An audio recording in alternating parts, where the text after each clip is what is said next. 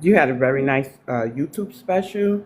I know that we kind of put another ethnic group on certain people when they say certain things, but Jamel Hill, and this is before the delineation movement, wasn't there talks of her being Haitian, Jamel?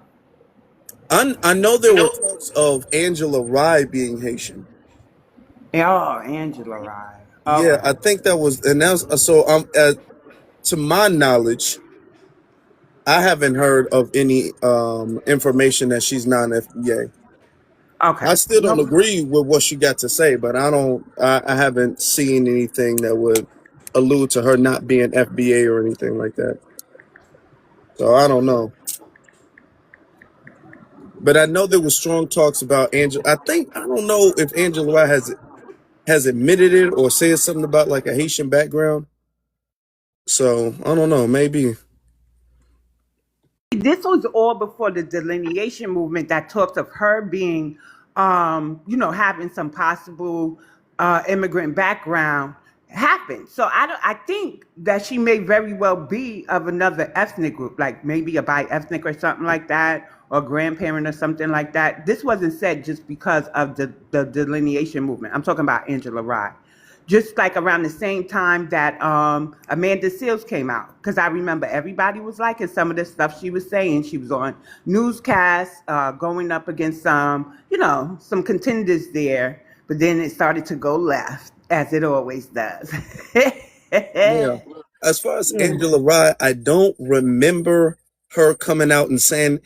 It's like it's weird because I remember it, but I don't. It's that type thing. She portrayed both her parents as being black Americans, though. I mean, you might be right, but this is my first time hearing something about a Haitian background. But you never know. You never know. People will sit And down that's there. like They that's why I don't actually want to know. put it. I don't want to put it on her because I don't know. But I'm all Yeah. like, I almost maybe remember, maybe because you know how the internet goes. One person says something and everybody's talking about it, and it's like people start believing it because they hear it so often. All the time, yeah, So yeah. it could be one of They said those. that about Clarence Thomas. One of his people were Jamaican. Come to find out that was not true. He's Gullah Geechee. I Yeah. mean, So every time you turn around, somebody got something new in the fire to add to something. So yeah, and I think that is something that I don't know if BX you want to start or how do you want it to go about this. Do you think that the prompt setup is nice, or what do you think about it? I like it. I'm just looking at it. I sent out some invites to the family that's usually on the panels with me, just so they could see, because a lot of them were in the room when I brought it up, and me and you was talking about it there on my panel. You Hmm. remember the last live? So I kind of wanted them to see it and then go from there. So Zizi was not in the room. So I had a pretty decent live. I do my little Black History, well, not little, Black American History lives, right? And I focus on destroying the narrative of Tezerville about New York. So I pick early, influential Black Americans who had a hand in abolition work, civil rights, even creating music genres and hoodoo, things like that. And the live was so nice. I said, we should really have a State of the Union of Black America. And so, some laugh. It's a beautiful no, idea. I like it. It sounds good. Thank Yeah. you. So, but it won't be just focused on New York, even though that's what my personal platform is. It'll be like a very informative. What do you think, Afro? Once a month, twice a month? Yeah, depending on our attendance and all that stuff, we or if something major has happened or whatever, we can do Right. it like that. Right. So they'll just be talking about, current trends, even historical events that are affecting us to date, and just Okay. speak on it during that live. ZZ, what Okay. do you think about that? I think that's a great idea, or at least every quarter, like every 3 months, something like that. That would be I think that's necessary for sure. We was already doing that before. So at least Black Americans, they did that with Farrakhan and a bunch of Black revolutionaries and leaders. I remember that from years ago. But yes, I think that's necessary. Hell yeah, we should be talking about what we're doing, the state of America, Black America for sure. I think it's a great idea. Actually, Yeah. I see what you're saying with this, and it sounds outstanding. But when we bring up certain people in our culture, certain figures in our culture, there's always going to be somebody who comes up here and say, "Well, his mom was Grenadian, or his grandfather was Jamaican, or he's not 100%, or she's not 100% FBA. You know what I mean? So you always gonna have that interference of some tether rebuttal against anything that goes on in our community. You know what I mean? So I think then that would be the perfect place to answer those questions, to get like more education for them, right? Because Yeah. nobody wants to take away Huey P. Newton, I think, Malcolm X, like those were our figures. And so I think that during this time, we're finding that the bi-ethnics, multi-ethnics, the biracials ain't really in the chat. They're not standing in line as Malcolm X would have. So we are Yeah. holding them to a different standard today. But I think that we're overlooking some who could be possible allies because we're just going ahead calling them tethers when all they need is the information. I do think when it comes to certain words, right? I feel like we should be a little bit more selective with certain words or certain assumptions, because it either helps or, and I'm not trying to disagree. I want to put this out because you brought it up, so it just made me think. I think it does reflect negatively on the movement. It gives the movement a emotional image and perception.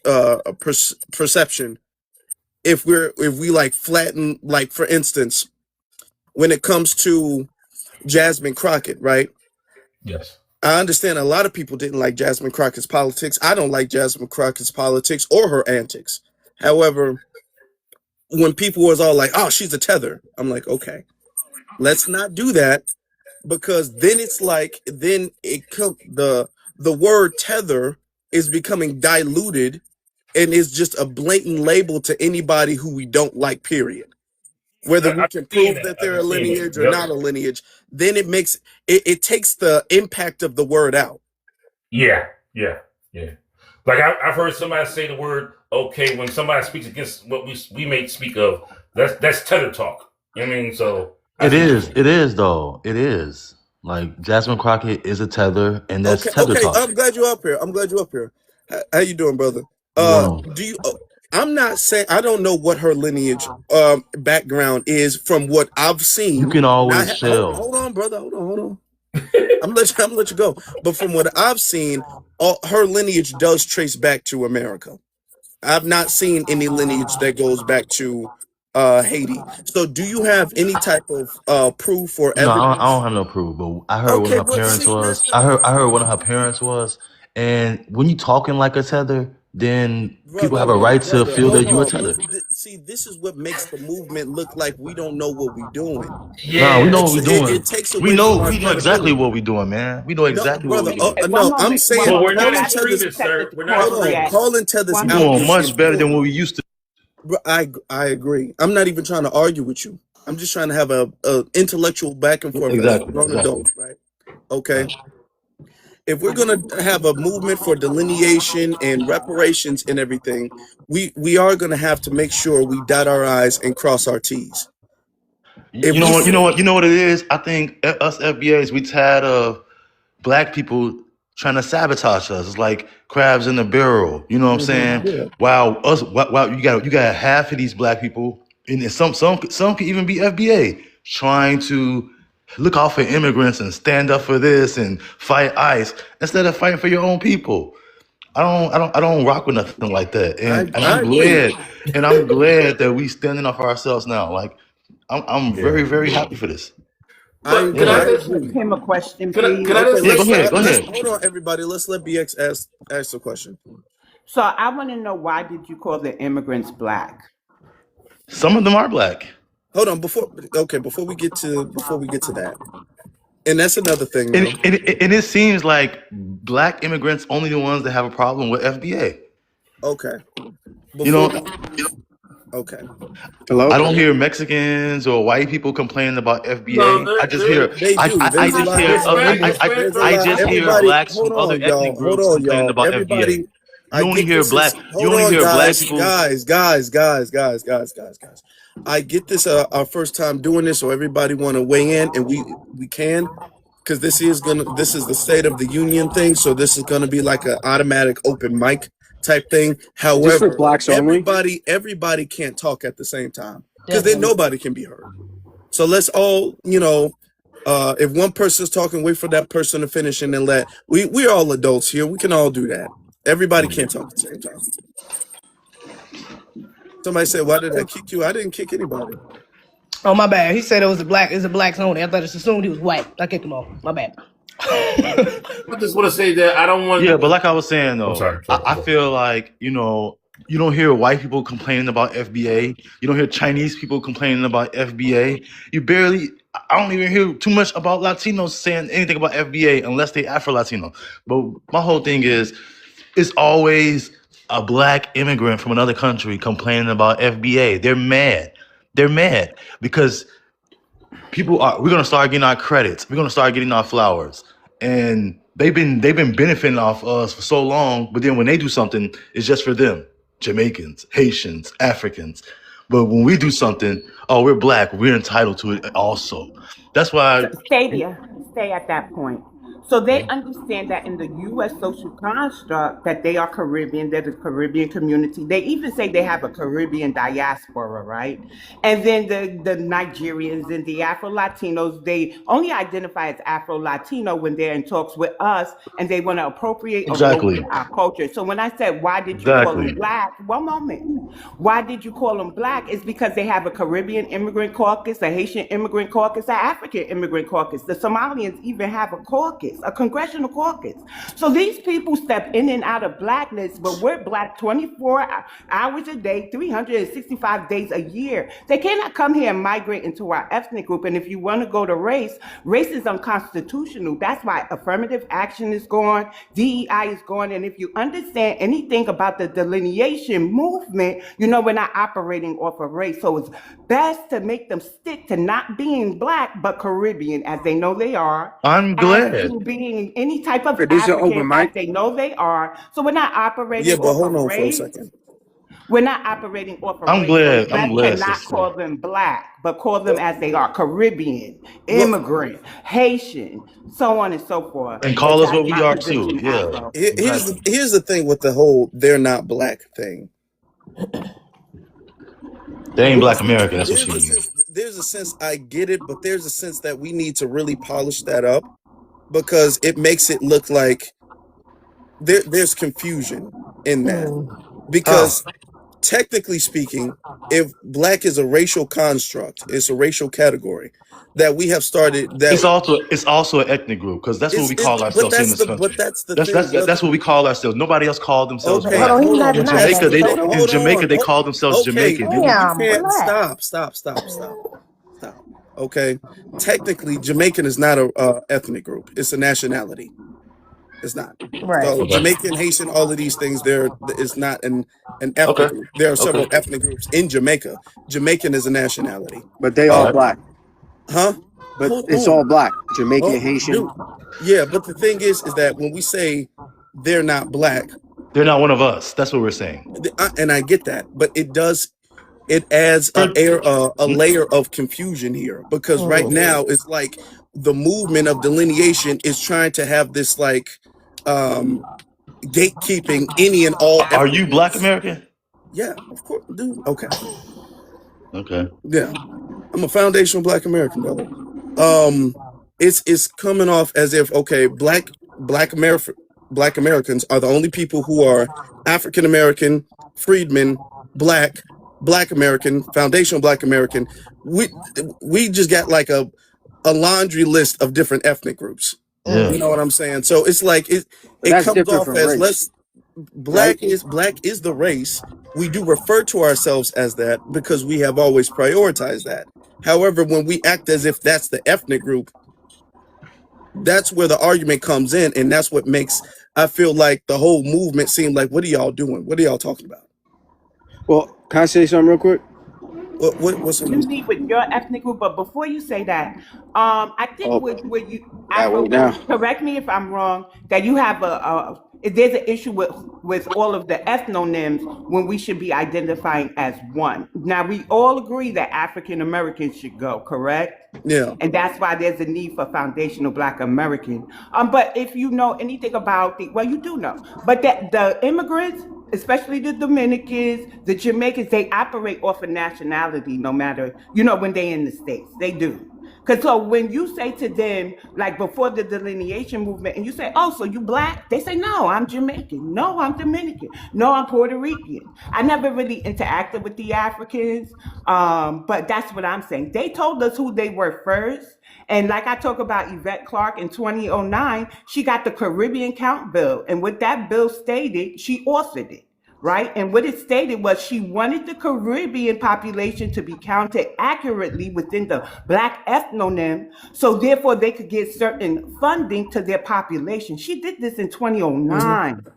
But she won't answer us for her to get on board with our delineation movement to co-sponsor or push a bill for us. But So the Every Jamaican, the Caribbean, one moment, I'm gonna land here. The Caribbean already told us who they were. but But BX, this, so But the, like, yeah, so Hold check on. this I out. didn't even but get just to but they speak. don't because, have and numbers here's the though. thing, just Come on, because man. that, and the thing, I get that argument, I really do, and I get the argument in See, when saying we that start, they're not I want black, to say this: but when we start, when we start hold on. delineating more, you're gonna see less and less of these foreign black people taking our positions that's supposed to be for us. And the white people set that up purposely because they don't want black Americans in these positions.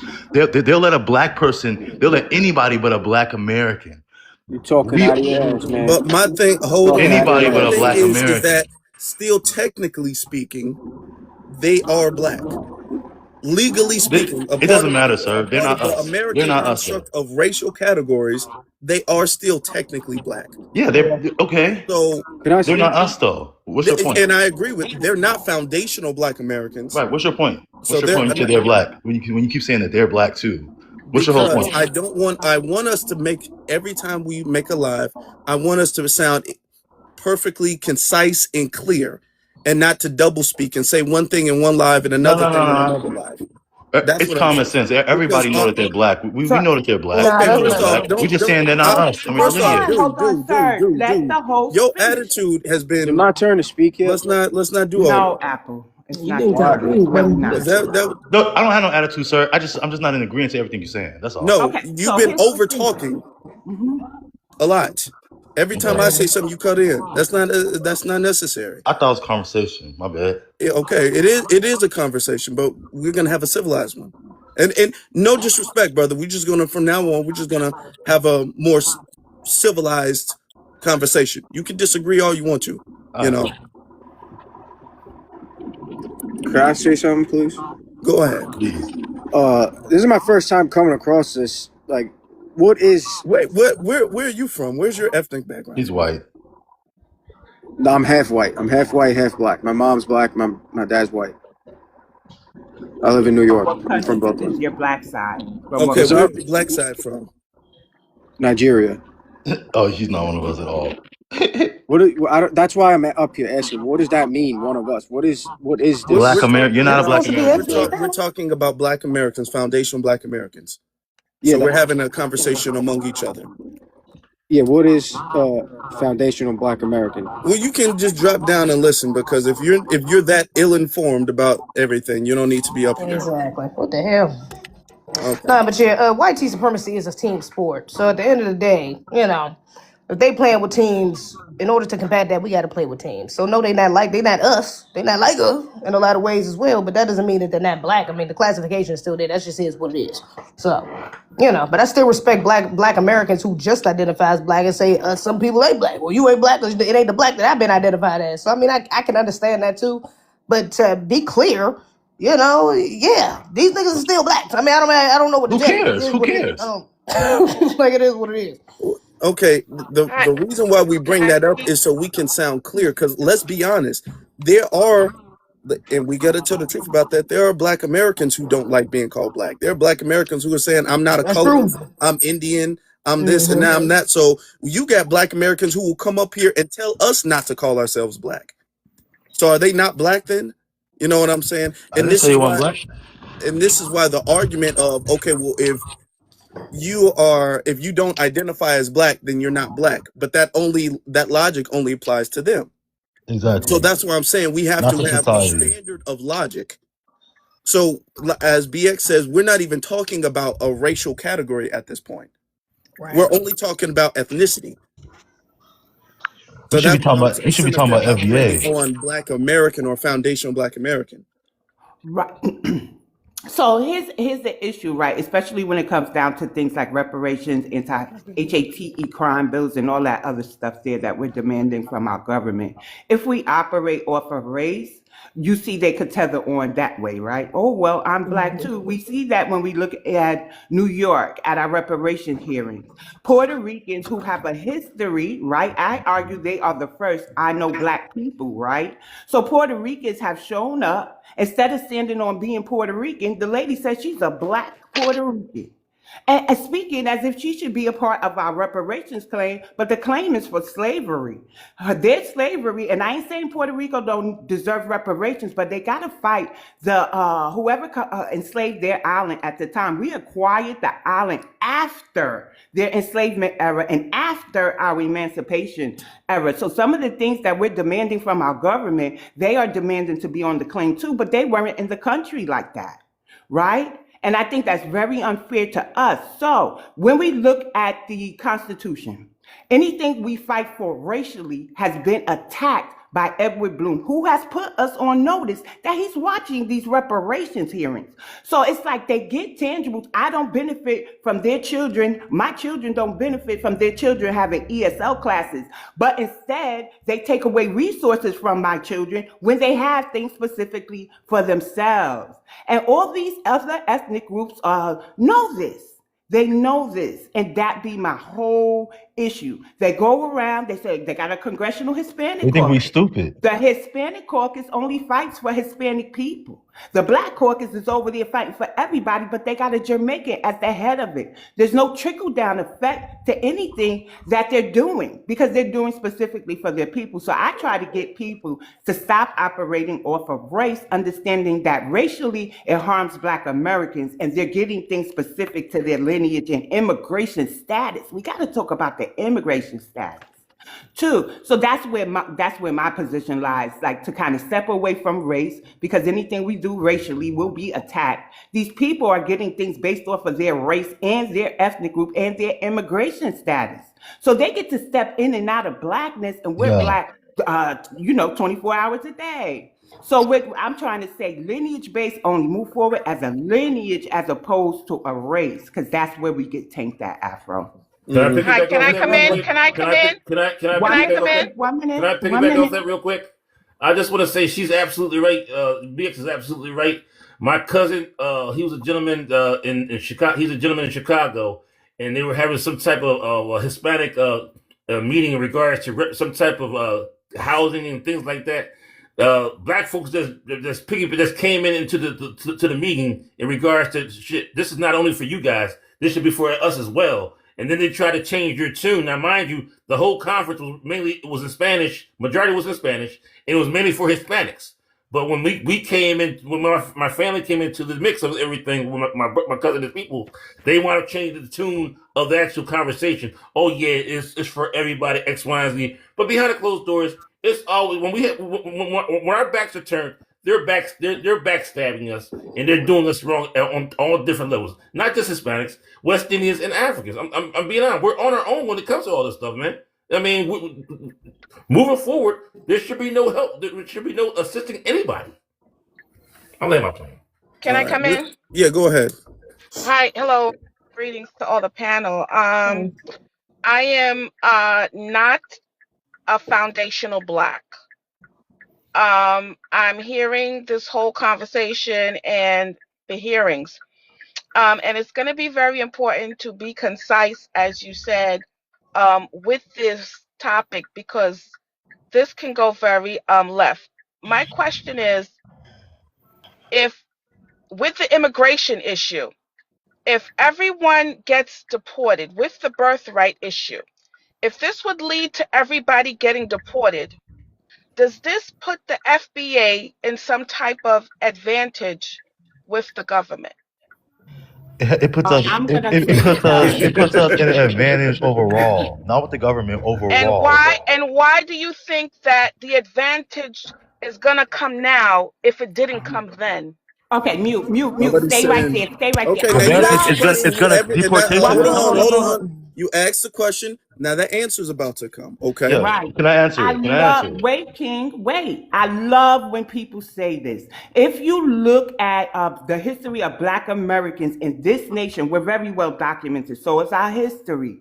Two systems that harmed us the most was immigration and integration. Look at the wealth, the towns that we had. It wasn't until all immigrants started migrating in such numbers to our country. The Irish and Italians primarily attacked our Black American towns, right? But we had the record number of bank holdings. We had a record number. Everybody knows about Tulsa, Oklahoma. Everybody knows that we had Oscarville. Everybody knows we had Rosewood. Even in New York, we had Sandy Ground, Weeksville. We had, I think it's called the 15 Ward of States. We had Black American populations in towns that thrived throughout the nation.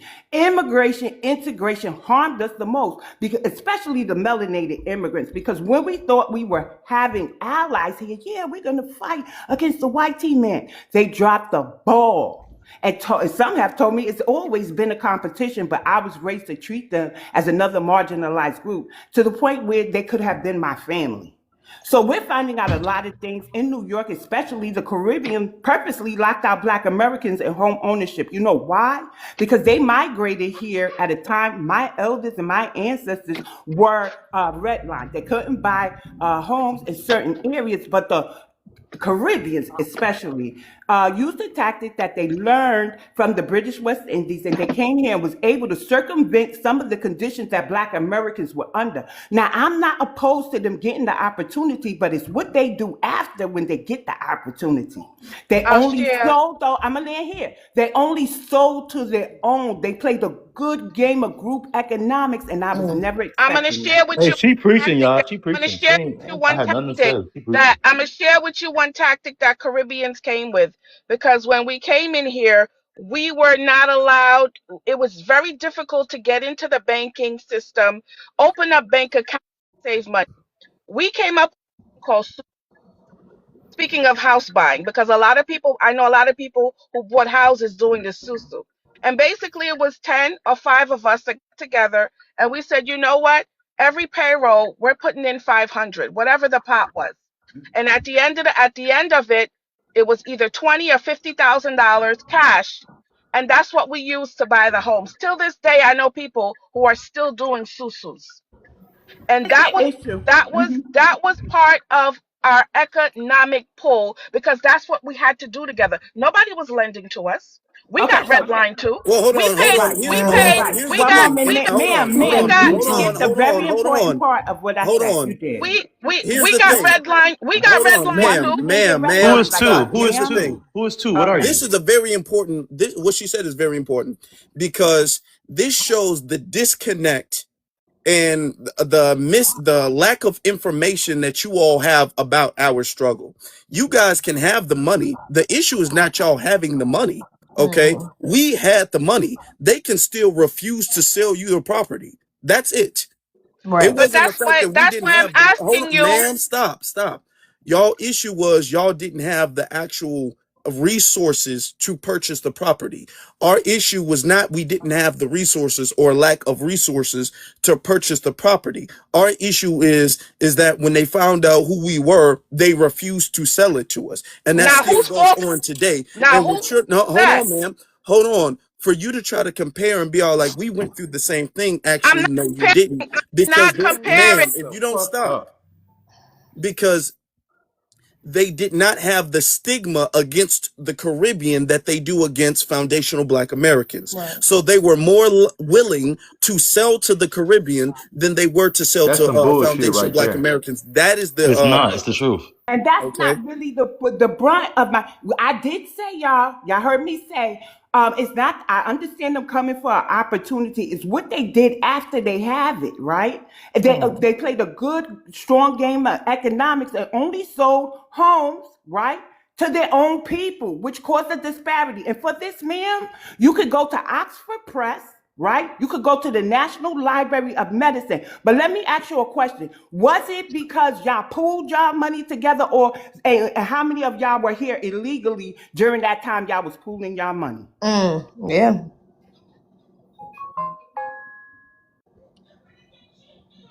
Oh, now she don't want to unmute. Yeah, because I've heard of Africans doing the same thing. Okay, Though, I'm not gonna lie. I'm not sure Cool. about Other groups. I'm not sure about the illegal migration back then because it was very difficult and it was not easy to enter the country back then. Not like what just happened under the For Biden Mexico, it was very administration. easy. Not under the Biden administration. But my question is that if it puts you guys at an economic advantage, if immigration pulls through and decides everybody who is a non-black has to leave, what happens to the fictional Black Americans? Do you guys get reparations? No, I'll tell Okay, you what so happened. Can one I answer moment, that question King. One now? moment, King. So you know what it is. You know what it is. I want to go We'll there. always be at an advantage as long as we don't have people undermining us. So y'all could very well stay here, just don't undermine us. Look at Wes Moore saying no to a reparation study. Look at Brian Donald saying because his family is Jamaican and Panamanian, he won't advocate for us, right? However, don't y'all have CARICOM?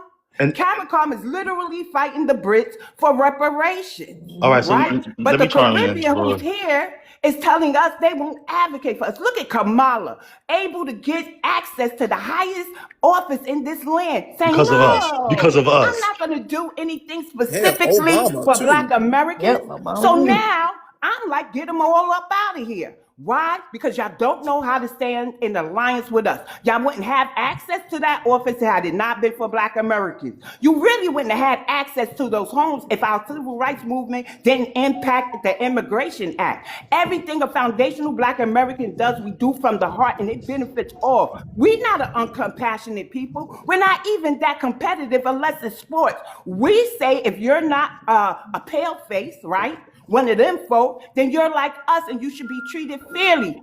Partake of our civil rights and stuff, but now y'all doing too much and y'all been doing it since the time y'all been able to migrate here. That's my whole point. I understand an opportunity. What I don't understand is locking Black Americans out who have been selfless. Some of us have sponsored the immigrants to come here. Many of our churches send money to these nations when they are going through peril. Some of us physically get up and travel to these places to fight with y'all. But y'all came here and undermined us. So yes, we want you gone because y'all don't know how to be good, compassionate, melanated folks to the people that paved the way for everything in this land. Everything.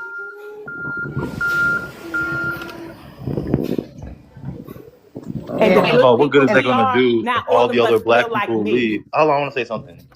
I want to respond to what she said about what good would they do if all the other black immigrants leave. First of all the black people you see in politics right now, they will be Black Americans, what they're supposed to be. And we vote for these people because they look like us. And then once they make it into office, they show us that they're not us because they don't advocate for anything that our ancestors fought for. They go against it and they fight. They just care about their people. They care about immigrants. They care about immigration, stuff like that, stuff that has no effect to us. It has no positive effect to us at all. It actually has a bad effect, not a good effect. So yeah, that's what I just wanted to say that. Yeah, These it new will help us in a non I'm lot like, of who different ways. background Thank you, stuff? King. I And just more want to put importantly, some I order don't and know more if there's a lot of importantly, noise in the background. when I it don't comes know. to Yeah, nine jobs, has and not just a submission. not just black immigrants, all immigrants, Yeah, I said that, but I all kind of want to get immigrants. order to the panel. I want us to start going in order because it's a lot of confusion, and I kind of want us all to hear each other's points. Like this is our first broadcast of State of the Union of Black America. I want it to be audible and enjoyable for the conversation or the people that will hear it on the replay. Who's the Thank Speaker you. of the House? And hold on, and moving Who's the forward, Vice are we only President? going to be speaking to Black I'm the Speaker Americans? of the Why the House. fuck are we addressing the tether? Let's just get this clarification. If we talking about Right? Black American issues, are we only talking to Black Americans? Because I don't even know why we addressing tether in the first place, or the Exactly. immigrant in the Uh, first place. It's a okay, solid so point. It was a good One, question. It's a good thing to address. one. But moving Thank forward, yeah, you. we will be doing that. Okay, cool. One thing I also want to. I respect everybody's opinion. One thing, as we're trying to be nice, as you know, whatever the movement is, I also want you guys to be aware of that the U.S. The U.S. does a lot of foreign trade with these very countries that you guys are talking about. So be aware of the natural resources that the U.S. extracts, the mining, and and the deals that the U.S. also has with these countries. Well, Thank you for that. So, yeah, we'll Go be ahead, aware. Pastor. Thank you. All right. So here's my issue. I'm gonna just say to my good sister there, ZZ. This is the first one. We're just trying to get the feel out for it, and that part there. If it's just gonna be us or others will be invited.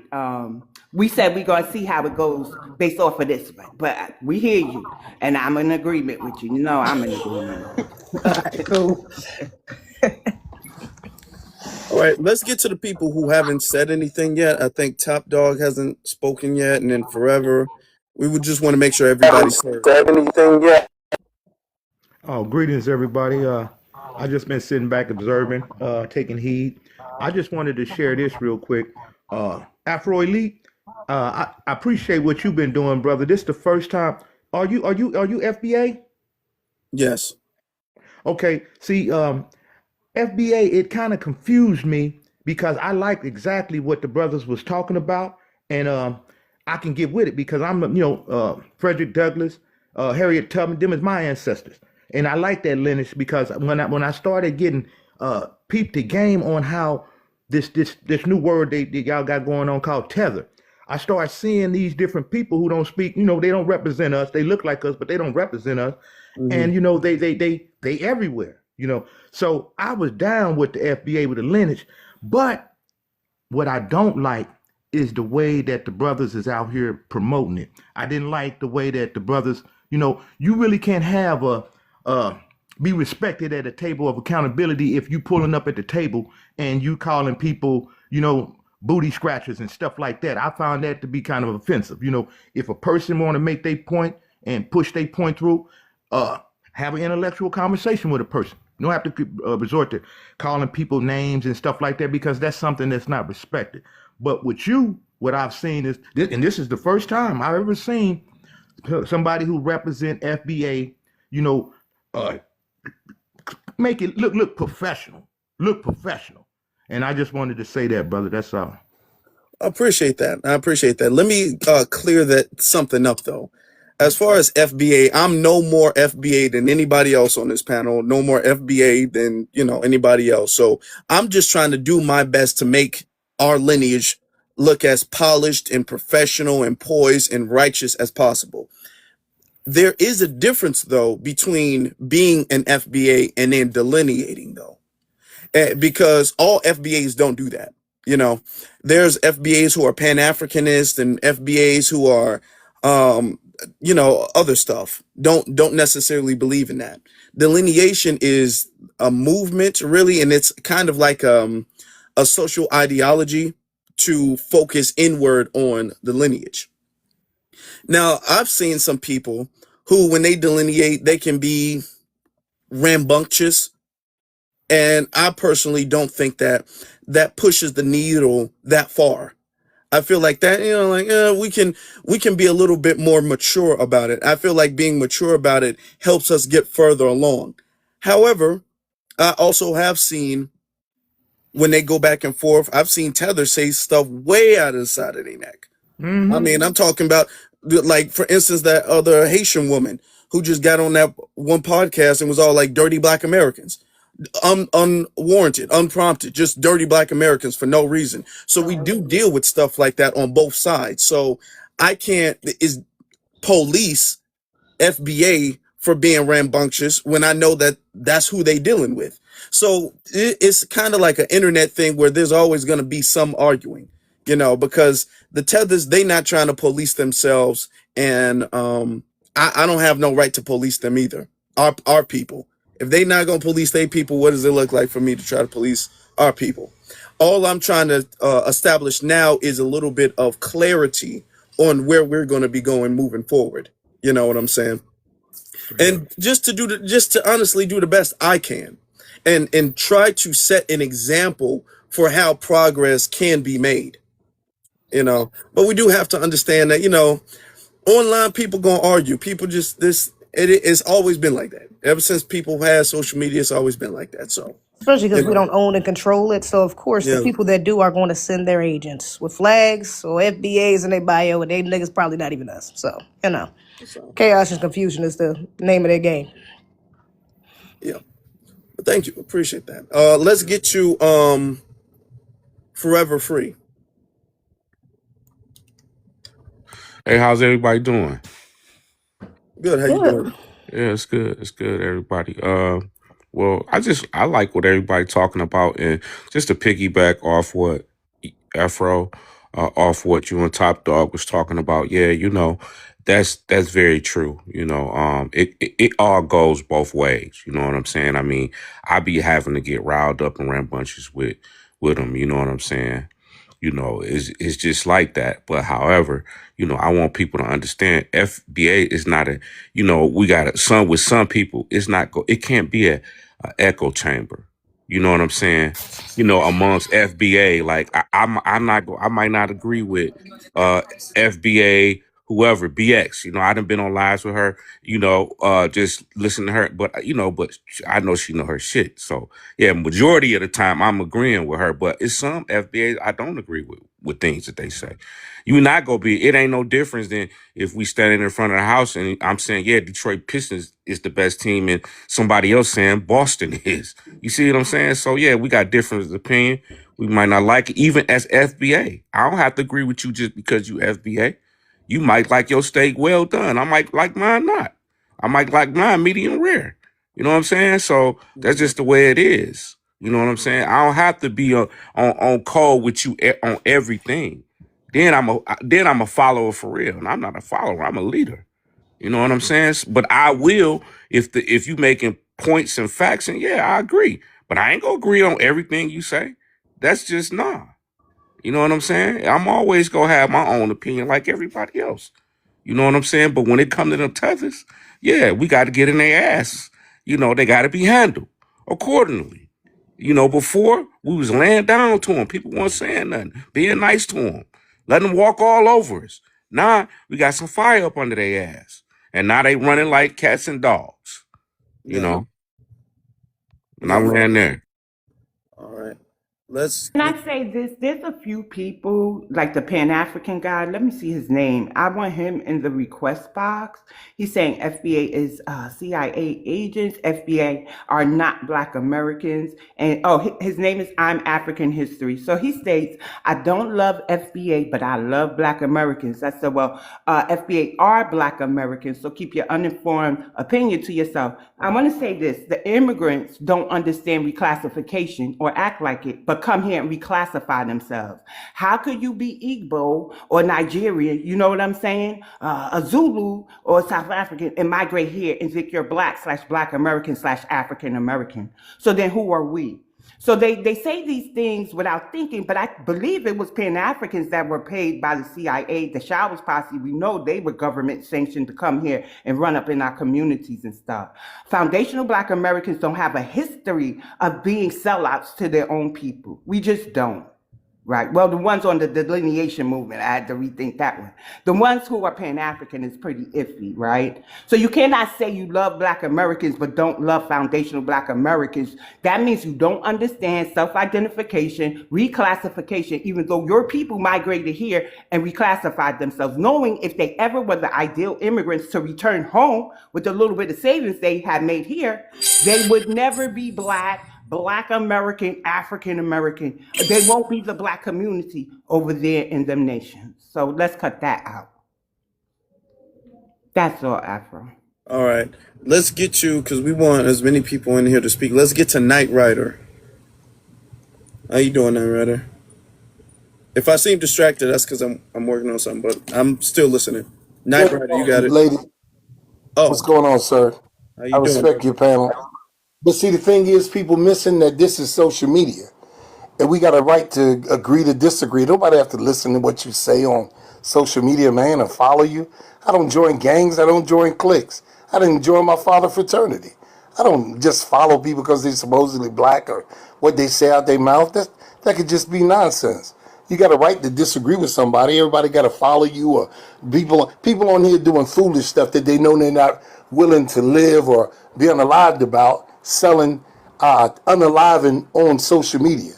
Come on, man, knock it off. You don't want to get caught out there on some foolishness just because somebody agree with you, and all of a sudden you so tough, you're going to dive through social media and harm everybody. Knock it off. Just understand that people don't have to agree with you. You can give your opinion. If you think somebody's so soft, get up with them. Don't sell no nonsense over the mic. Okay, I can brother. say anything. A quick question: We're are over you the mic. referring to somebody on the panel when you're saying this, or what? What is this in No, I was reference to? correct. Listen, let me share something with you. If I felt like somebody on your panel said something left, I would go directly at them, say their name, give them my directions and address right in Norfolk, Virginia, because that's where I am. But that's not what I'm talking about. What I'm sharing is I hear different people that look like us, regardless of whatever you believe. You don't have to agree with everybody. Nobody has to agree with you. And getting on social media trying to sell unaliving, that's not a smart move. That's what I'm sharing. You don't have to, you can think I'm the biggest clown in the world. That's fantastic. I'm not sensitive because I get on social media. I know people are not going to agree with me. But I want to say I said that just in general, but it was no specific person. I did, believe me, because if it was, I'd have said, host, you said this and blah, blah, blah. Or young lady, you said this and blah, blah, blah. That's just foolishness. My whole point is that we forget what social media is. It's a forum for us to engage, and nobody has to agree with me. You can say that old clown just talking out his ass. And that's cool. That's all I'm sharing. And I'll land my plane. I ain't going to talk to you. All Afro, right. can I just, because Marshall just came up on the panel, he's on Teacup though. If you could kind of explain, well, there you go. Hey, Marshall. So we are having our very first State of the Union of Black America, right? And if you look at the prompt, it's a powerful production by For the Culture and For Coded Change. For Coded Change is my nonprofit organization. So we are in unison to come here. We're trying to work out the kinks, and this is our first one. Like, what's the rate of frequency going to be? Are we going to allow just the lineage to come up and talk, or will we allow the others? Because we just had a Caribbean up here asking us, what are Black Americans going to do if all the immigrants leave, and things of that nature. Oh yeah, no, I like what's going on. First of all, I want to say peace to Afro Lee, Rich Rosin, everybody, Rich Rosin, the BXZZ, my brother Simon. Shout outs to you and everybody else on the panel. I love what's going on. I love that we keep it in the family. I think it should be in the family. I think that's the problem. We have too many voices that's irrelevant. We giving them a voice. People that, let's be honest, without us giving them a shine, nobody would really care. And it's us that give them that voice on a day-to-day basis, even just arguing with them. You know that saying, good publicity, or bad publicity is still publicity. So even in arguments, right, we're giving people shine, money. There's people that rage bait on purpose just that, and they make a bag on lives every single day. So I love what y'all doing if y'all keep it in the lineage, and having your echo chamber, because it's all right to have an echo chamber once in a while. If we got to, knock out the misconceptions every once in a while, that's cool. But when they talking serious business, they can kick it to the side for a little bit. Now, I just want to say one thing. I hear a lot of, I don't have to follow you. We's don't have to follow. We's don't have to agree. I'm hearing all this stuff right on the panel. Like I think 3 people in a row done said that in a row.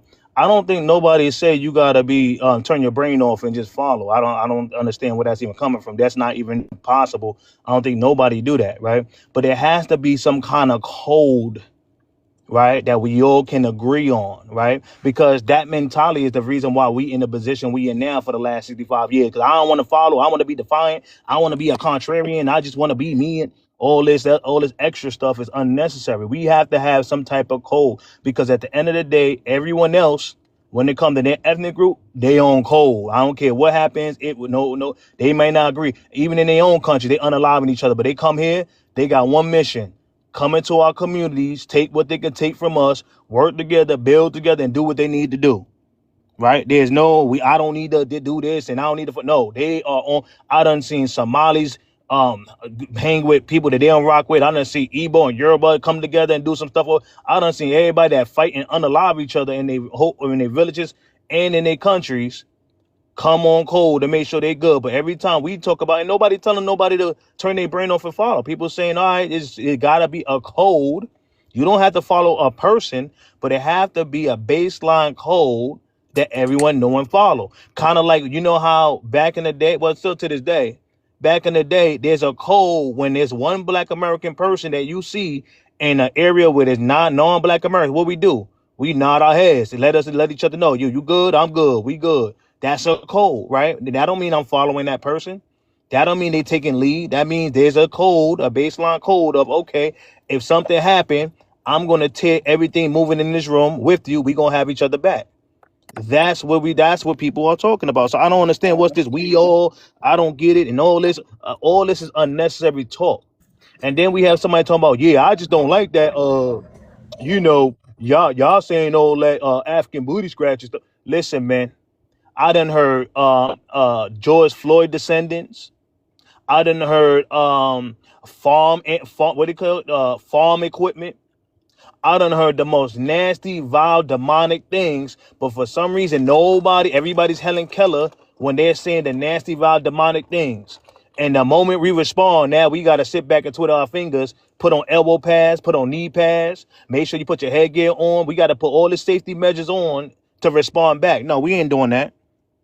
Now, I'm not the one to go down to that low level to say, oh, you this, you that, and talk down on, but there's a place. If somebody say something and it's vile, nasty, demonic, people going to respond. And I can't tell people how to respond. Because one thing about us, we are loving people. We don't go and start with nobody. We don't go out our way to harm nobody. You can't find no time in history where we went to a village and unalive a whole bunch of people. You can't tell a time in history where we went to people's countries and undermined them, right? Because that's not what we do. It's innate for us to love. We say, I want to see everyone black win when we watching teams, football, Olympics, because that's innate. What did everybody else say? I want to see my team, my country win, and that's innate also. So don't put that on us as if we being divisive, because they've been divisive. All we've been doing for the last 3 years is kind of have a backbone, put a line in the sand and say, well, okay, we're going to start checking the degenerate things we doing that they've been saying, because we've been having a high moral ground for the last 63 years or 62 years. So for the last 3 years, we're going to put the line in the sand and have a backbone, dignity, and self-respect and start checking the nasty stuff that's being said.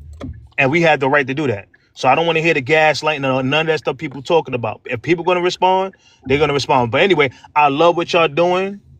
I definitely, in my humble opinion, think it should be an echo chamber when it come down to movements within our communities. Any other conversation, cool. Then we can have the voiceless. Any other conversation, cool. Then we can have the voiceless come and say what they got to say. But the voiceless don't have nothing to say when it come down to big moves. That's in my humble opinion. And I'll land. Well, Okay, can I respond back to foundational? One moment. I also want to enter into the conversation, I guess, after Forever Free goes, the calls to actions that we do have. One that is very pressing that Marshall should be aware of, because he is a New Yorker. Also, he does have a platform, a very good platform of his own. And so therefore, he could take the information back to his platform, because this affects us all. And I'll do that after Forever Free responds. And then I guess we could go to Brother Simon, unless ZZ has something to say, Afro. I'm glad he said that. I think he articulated that perfectly. This should be echo chamber, absolutely. I got something to say too. Let's let Forever go ahead, and then we'll let you two at the bottom, if you guys are ready, go ahead too. Because I think Foundation kind of addressed what Forever had said. It was more so what the other guy had said, Knight Rider. But I do agree. I'm not sure where this "you ain't the boss of me" type of energy is coming from. I don't know who is trying to say that. I don't know where that's coming from. You can't tell. I don't know where that's coming from. But okay. Forever, yeah, you got it.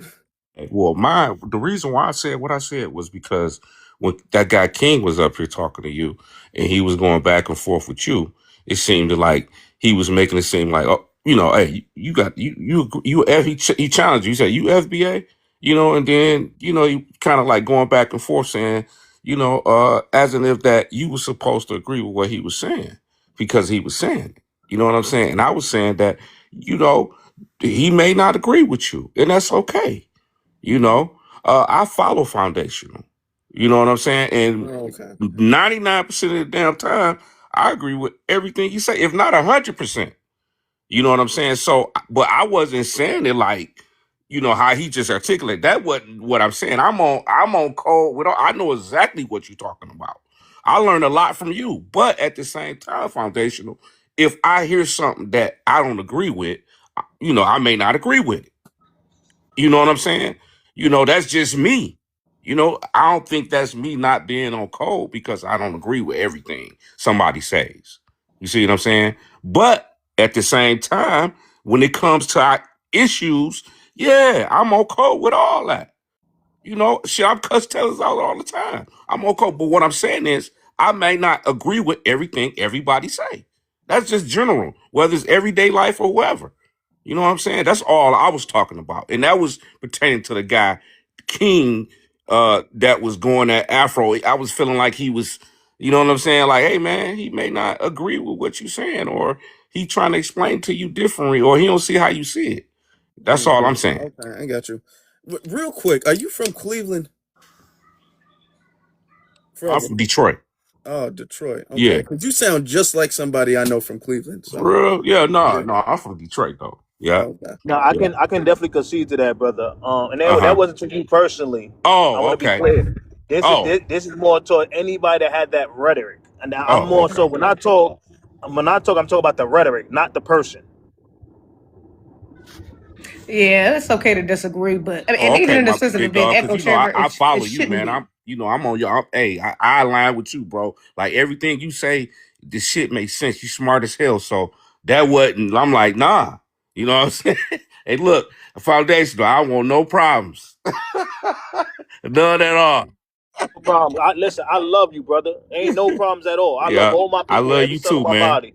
Ain't never no problems. Yeah, nah, we good. It's more so the mindset than not yours, just in general. The mindset we got to kind of clean, just kind of clean up a little bit, and then that's it. Just even with me, I had to kind of check myself a couple of times, and so now I'm with you 100%. Show family. So should I Yeah. enter the Oh, go ahead, Zizi. I was gonna say because I do agree with what Marshall was saying, but in that sense, it shouldn't be an echo chamber because I'm cool with a Pan African that's FBA getting up here or FBA that's conservative or whatever the case may. It just has to be FBA's only. It's okay to disagree. Should I introduce the call to actions now, or would you like to? Simon, I kind of want him to go after I introduce the calls to action because one of them is his. Okay. Well, let's get you the woman at the bottom who said something. Girl, is that a burger? Okay. Yes, it's I a thought that burger. was a stack of pancakes. No, it's a burger. Everybody always be like, that burger look good as hell. It But do. It do. I it had to do. zoom in. That do look good.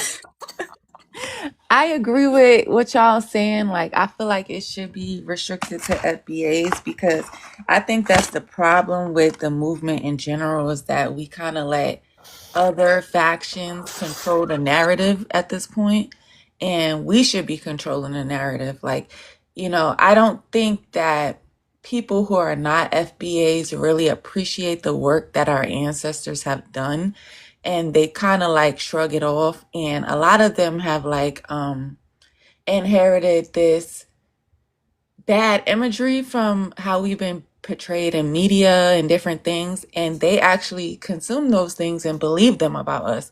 So I think that we should have a single voice in our community and be able to talk with each other, debate with each other without outside influence and other people's narrative controlling the situation, because quite frankly they don't understand our struggle. They come from other places. They have other family dynamics, other issues that they should be addressing. And we have things that we need addressed in our community. And we also need leadership. Like, that's the problem with our community now. Our leaders are mainly celebrities, and we don't have really powerful thinkers that are at the forefront. So we need more communing with our community in different locations around the US, and also pushing our own narratives and not letting outsiders interfere. Okay. Now, real quick, when you say leaders, what do you mean, like, with that? Because I mean, when it comes to, if we want to be honest, the world is ruled by social media and imagery. The more imagery you have, good imagery you have of us, is the way more we're going to be perceived. The the value that our community is spewed. Right now, like the imagery that is being portrayed of FBAs is super negative, even down to like the other communities, how they portray us, or and how we think about ourselves. So we need more leaders. Like, I feel like back in the 50s, there were more powerful thinkers at the forefront of the community, and less people that are like celebrities or just kind of general I know what like, you mean. you know what I You know mean? what? I got what you mean. I know what you mean. And I don't totally disagree with that. I feel like I would use a different word for it, though. If you're talking Yes. about like thought leaders, Thought, or if you're yeah, talking like about thought maybe, leaders. yeah, somebody who might be more positive representatives, um, to give the image, to give FBA in our And lineage just a good look, then we do need people who are in brothers and sisters who are in the forefront, who are doing positive, productive things that gives the lineage a good look. That's one of the things Frederick Douglass was about. One of the reasons why he took so many pictures, he was the most photographed person in America at a certain point in time, is because he wanted to change the imagery of how America treated black people or perceived black people as undignified. So we do need a dignified, I guess, representation and image. So we do need that. I wouldn't use the term leader though, because if you say the word leader, that automatically establishes some hierarchy And you within the know what? I lineage. wanted to And I know change you didn't that mean that. as well, Afro. I do believe that we need leaders of our community, but also we need establishments of our community that I, are powerful. So it's I, not even just leaders. Like, I believe that okay, back, hold on. I'm gonna let you go ahead, but let me get to the whole leader thing. Because when you say leader, that word naturally establishes a hierarchy of authority. All right.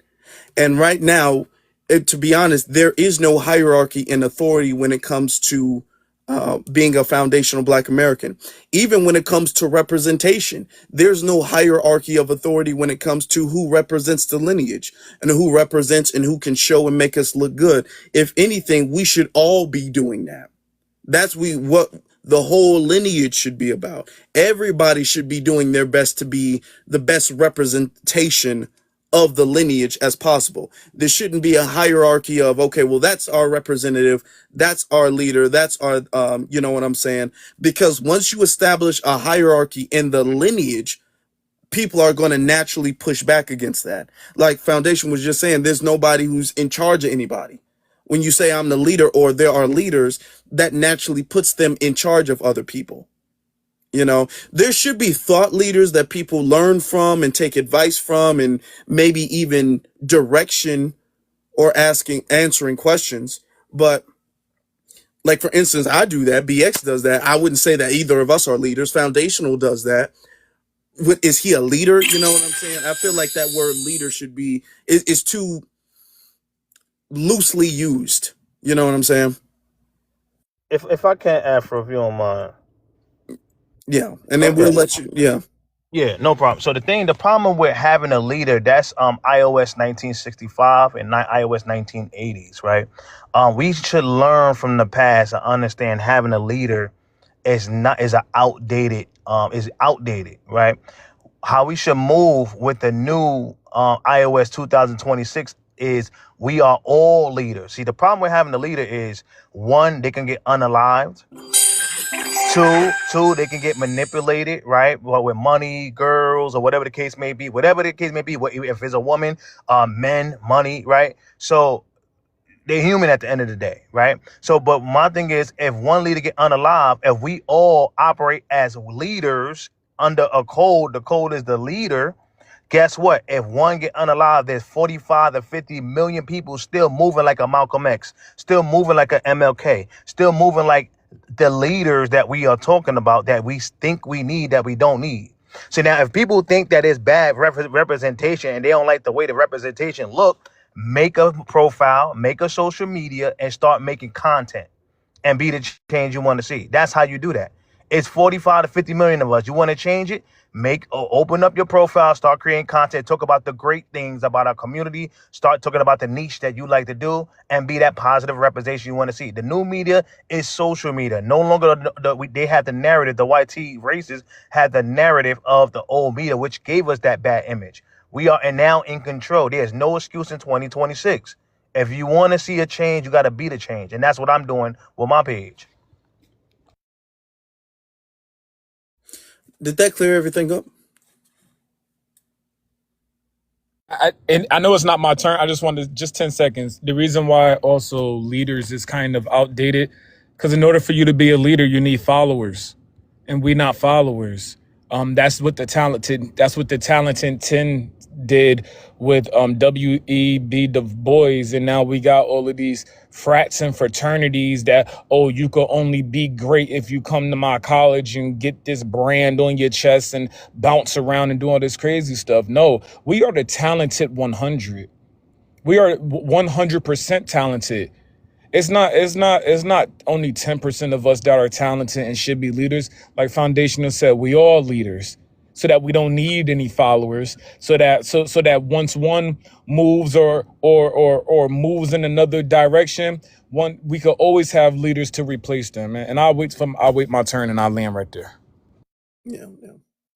Let me see. Did that clear everything up for you, sister, or did you want to add on? Yes, that was, I totally get what y'all mean on that, especially with the dangers of having leaders. So I definitely could feel that. And I just feel that we need somewhere where we can commune and have our own thought pattern and our initiatives heard, because a lot of times we don't get to actually put down on paper and history what we want as a community.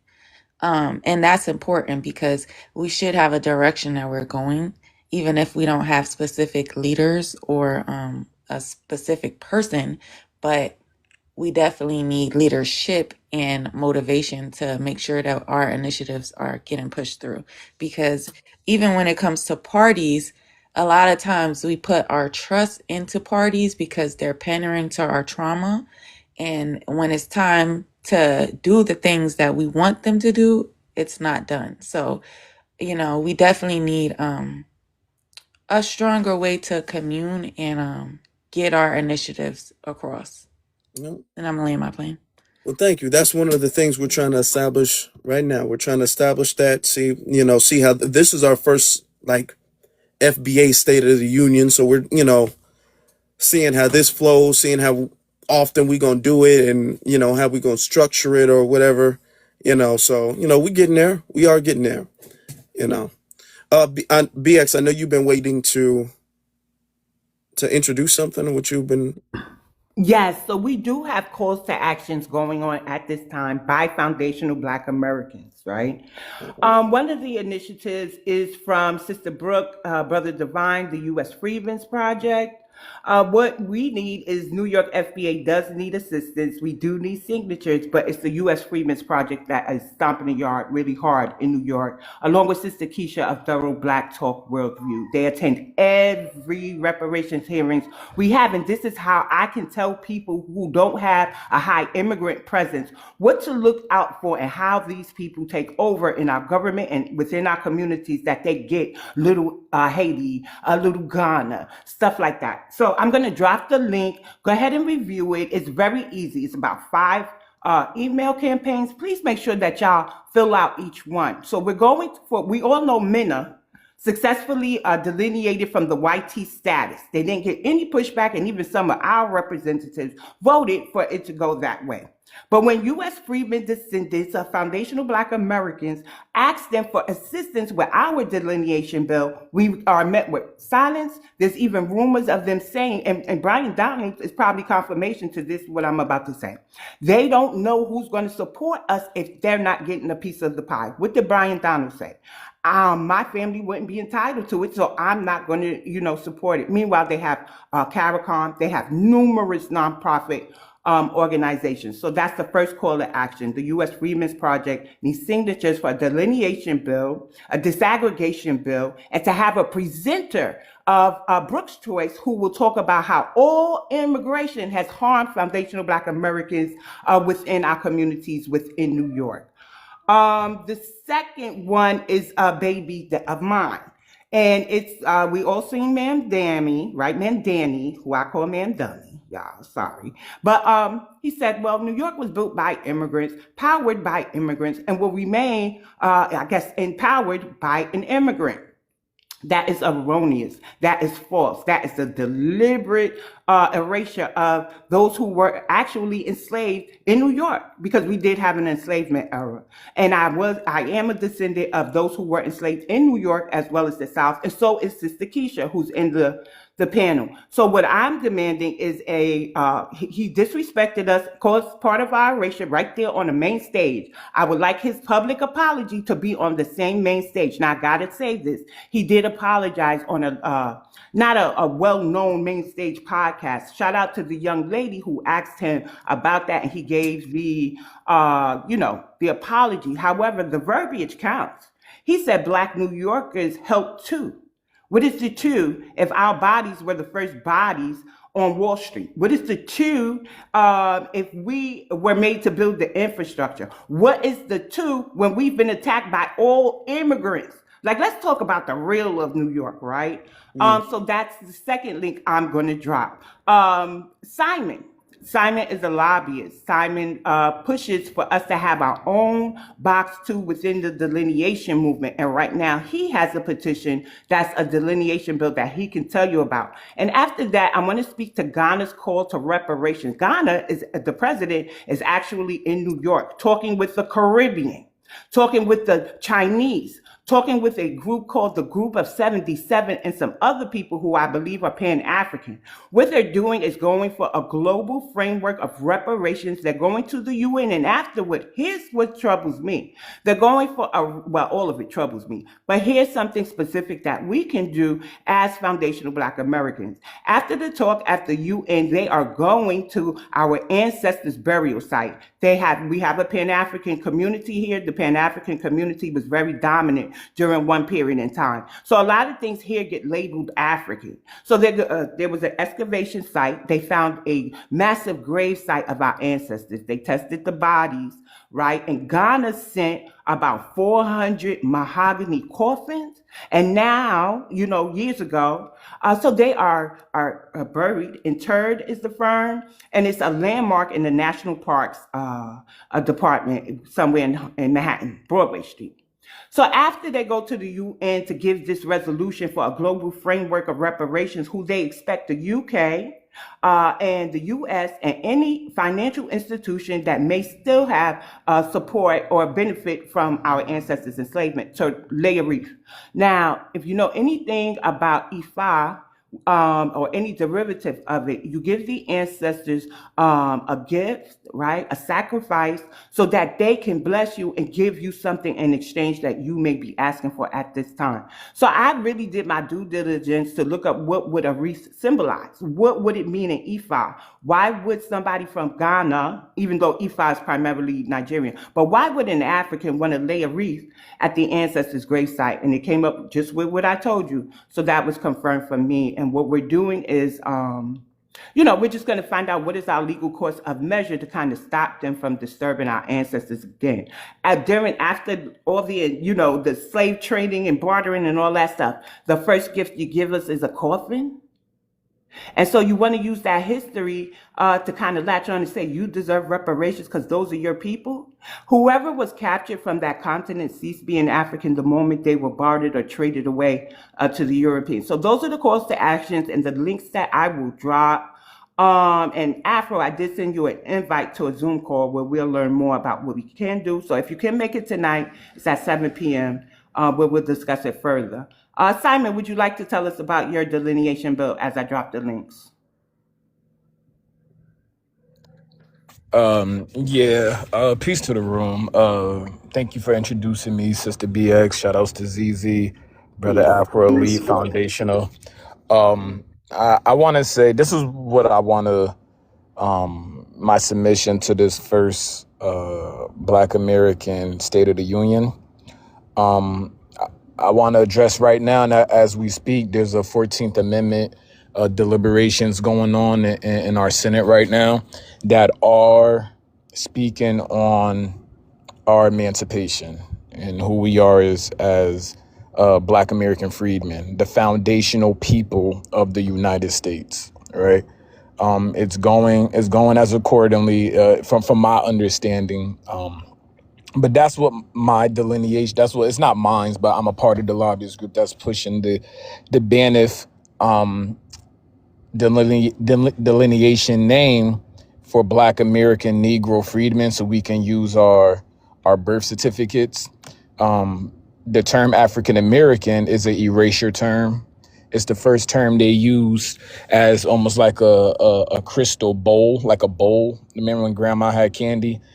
African American is that bowl. And inside of that bowl is where they put people of color and minority and disenfranchised and all those other terms. And that's why everybody could reach into the bowl of African American and pull out resources and government assistance and get all of these bank loans. Meanwhile, because that glass bowl locks Black Americans out because we get the smallest. We don't have a candy inside of the African American bowl. That we literally, it's just a bowl. So when it comes down to it, we don't have. We get the last. We get the scraps. That being said, so that's why we're going with BANF, Black American Negro Freedmen.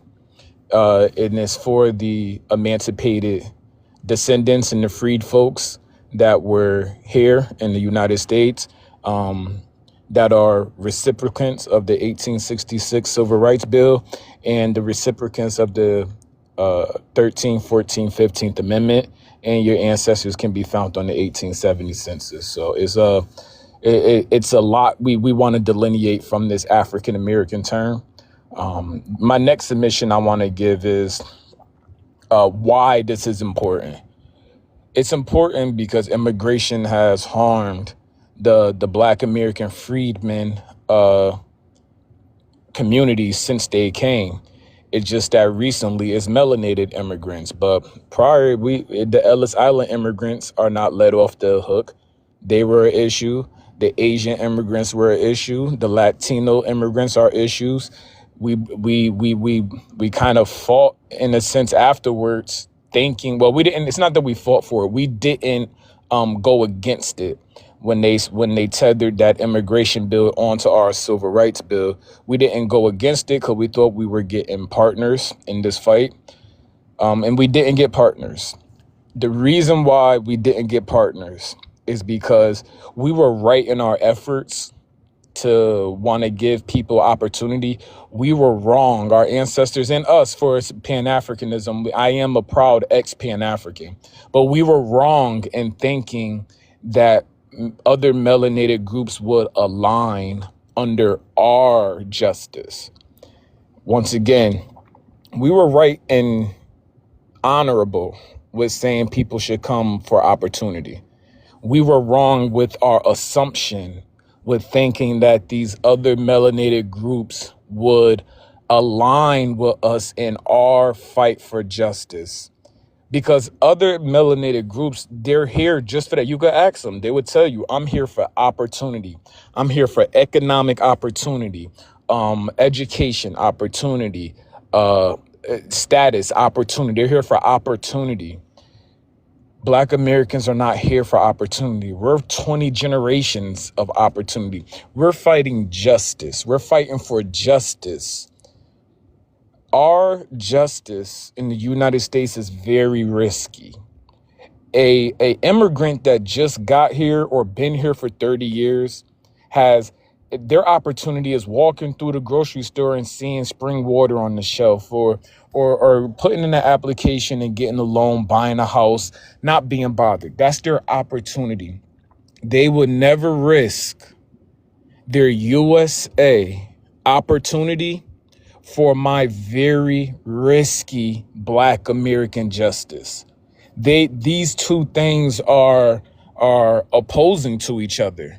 And it's sad to say that, but this is what we were forced to learn after the 60 years of Pan-Africanism. We knew, and I think there was an element of us knowing that we didn't even want the melanated immigrants to almost do the physical part. So we almost did vote them into political positions, saying, you take the easy part, but at least hold us down while you're in our politics.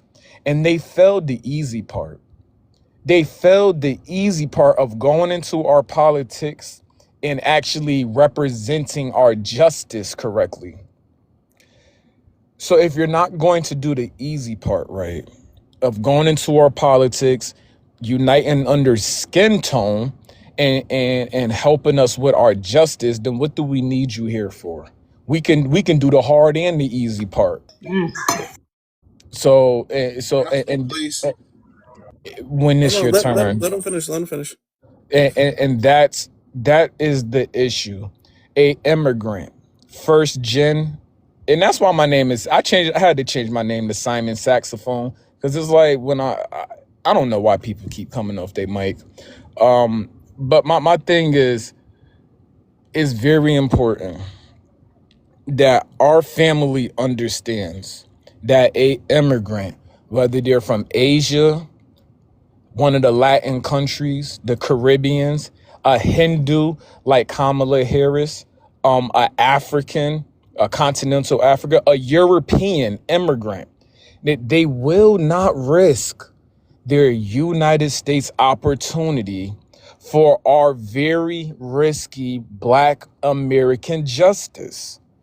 That's not what they're going to do. And it's now that we have understood this, we are delineating so that we can represent our ancestors, our justice, and our rights and birthright as Black American freedmen the correct way. And I'll land with that. Thank you for letting me speak. Appreciate you.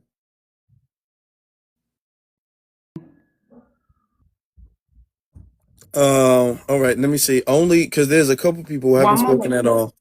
I think Shirley was next. Her Yeah. and the young lady basically came up together. Shirley, are you with us? Okay, all right, then we'll get to. Okay, there you go. No, oh yeah, I'm sorry about that. Hello everyone.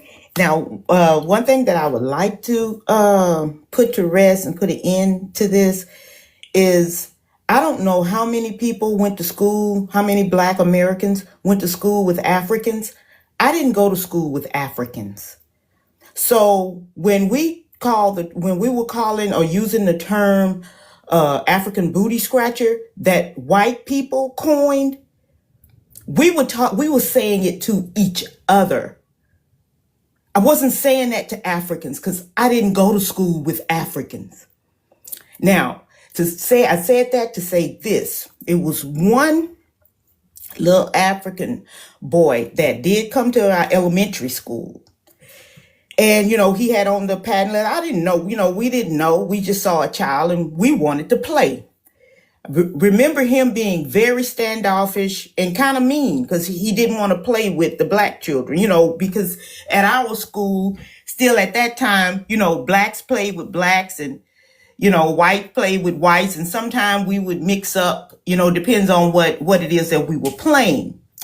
So, the Black children were trying to get him off the wall, like, come play with us or whatever. He didn't want to do that. So maybe after a week or two, you saw him out there playing with the Hispanics. He didn't want to play with us, but he played with the Hispanics. And soon after that, I don't know if the family moved or whatever, but he was no longer at our school. So, technically I didn't go to school with Africans. But when we did use the term African booty scratcher, we were saying that to another Black American. And not because we were being mean, but terms like that is funny to children. It sounds funny. It's just when you're a child, certain things sound funny. So these Africans, these nowadays Africans that are up here talking about they were called African booty scratchers are lying. And I don't know, just like I said, I don't know how many went to school with Africans. I didn't go to school with Africans, and neither did I graduate with Africans. I went to a mixed school that was black, white, and some Hispanics. It wasn't even a lot of Hispanics. So they are lying, and we have to stop them from doing that. When they come up here and they lie about that term, especially when they're up in age, nobody called them an African booty scratcher because they probably were not here. Because I didn't go to school with them. So I don't know about anybody else, but I didn't. And we need to stop them from saying that. We let them say stuff for too long. We let them lie for too long. And I'm not one to let them lie. You're not going to lie in my face. And I stand.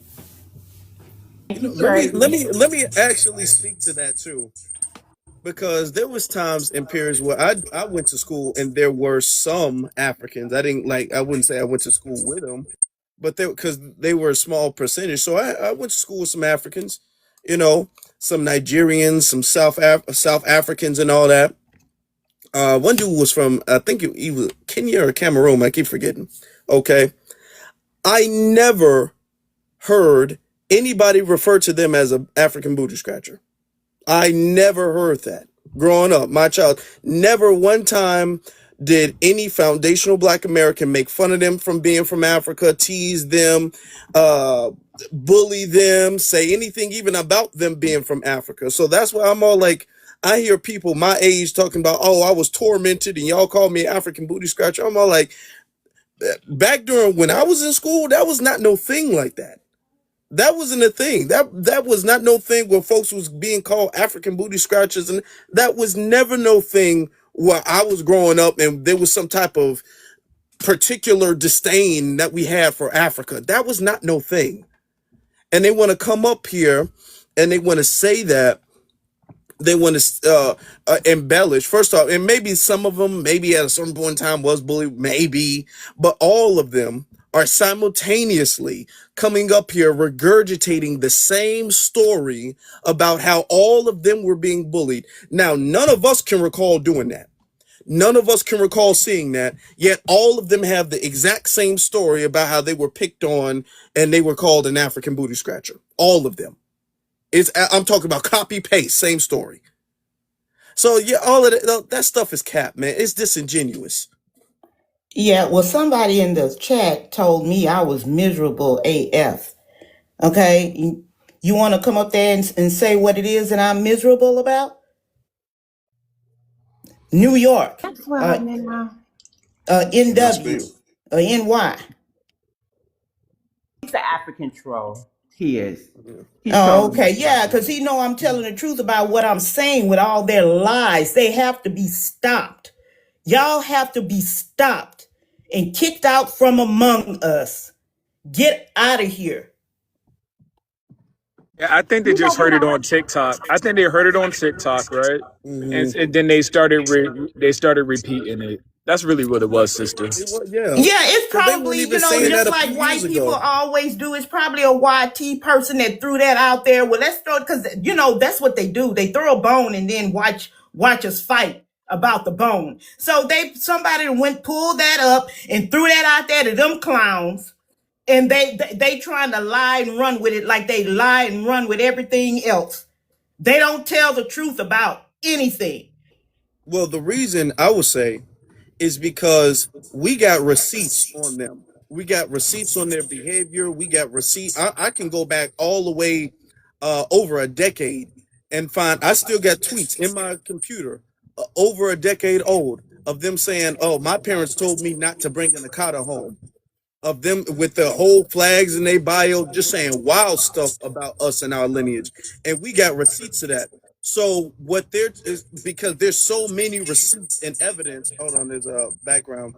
There's so much on them about them being anti-FBA, Black American, being pretty much tethering, having hatred and disdain. So what they're trying to do now is say, well, you know what, we got to make this a 50-50 thing. We got to put something on you guys so we don't seem like the bad guys. So we got to push this African booty scratcher narrative to make it seem like we were picked on first, or there's some type of equivalent to Akata. They're trying to make there some equivalent, that way they can evade accountability. You know what I'm saying?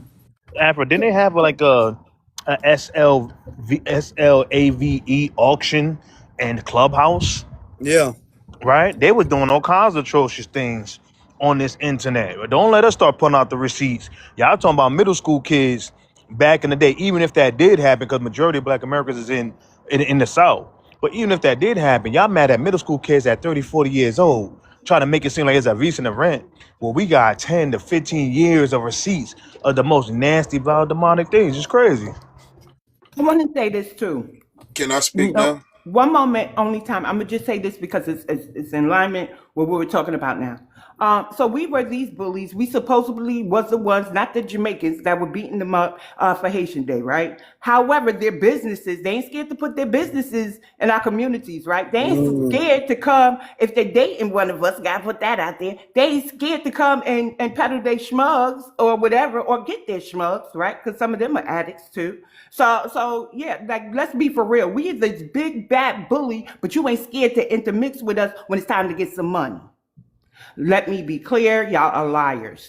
Y'all aren't scared of us. Y'all weren't bullied. Y'all were teasing us probably just as good by the 2000s, honey. Trust me, y'all were doing and teasing too. Childhood teasing does not equate to the erasure you're causing to us today. That's just an excuse, and it's not a good one. Yeah. It's really not a good one. So go ahead, Afro. I think only time. Yeah, only somebody, only time hasn't spoken yet. Yeah. Afro, this is What's for going you. on? Wait. I just want to put my hand. I want to just raise my hand one more time.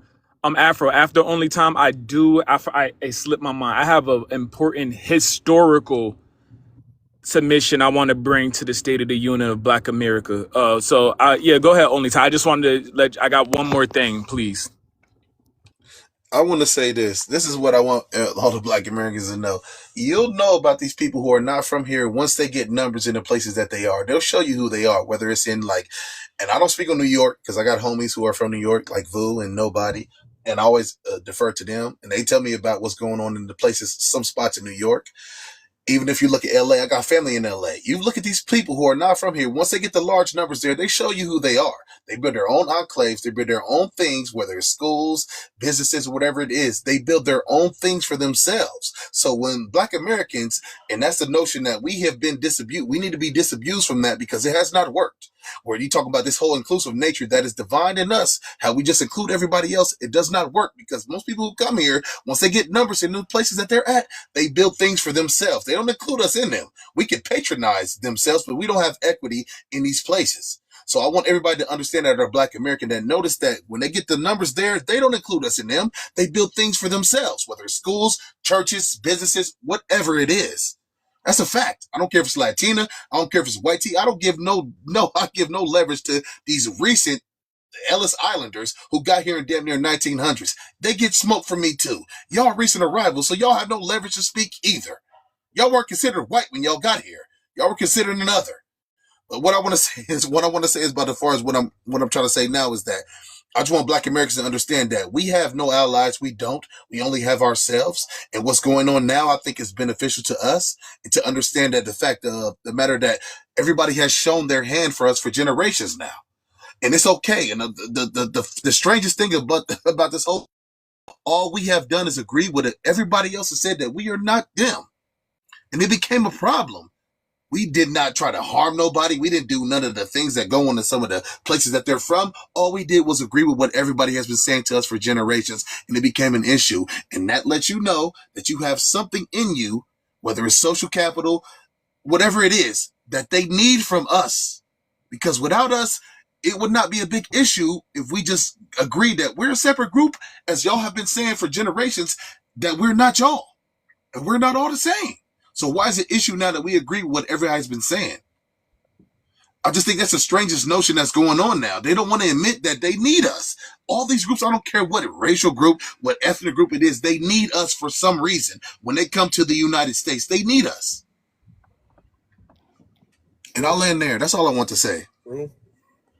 I mean, honestly, they've been flexing about the differences, to be honest. They were proud and boastful about the differences. Okay, now that we just accepting it, all we doing is being on the same type of time everybody else has been on. And that's the thing. They keep making it seem like we're quote unquote pushing this division. We're not pushing any division. All we doing is on the same type of frequency and wavelength that y'all have always been on. They make it seem like there was this unity and this togetherness, and then we just jumped ship. No, we didn't jump ship. Y'all was never on the ship. Y'all can't get mad at us for not being on the page. Y'all were never on. They was not on that type of time. What So, about okay, and we just accept that now. Oh, all right, it is what it is. All right, cool. what And now about they all of crying. Yeah, crying. Meanwhile, what about all the "you're just black"? Not "you're just black." You're not even Haitian. You're not this. You're not that. Busta Rhymes. And, all this culture is the Caribbeans and the Latinos. The Latinos with the calling us all type of derogatory names and then doubling down that they created our culture. How y'all were very, very anti-Black American. So proximity, Yeah, right? jungle Does not, music. huh? Say that again, Simon. I say, yeah, jungle music, remember? Right. So they proximity. I'm going to tell everybody this. Proximity does not mean same. Proximity does not mean you could say a word that is ours. Use our vernacular.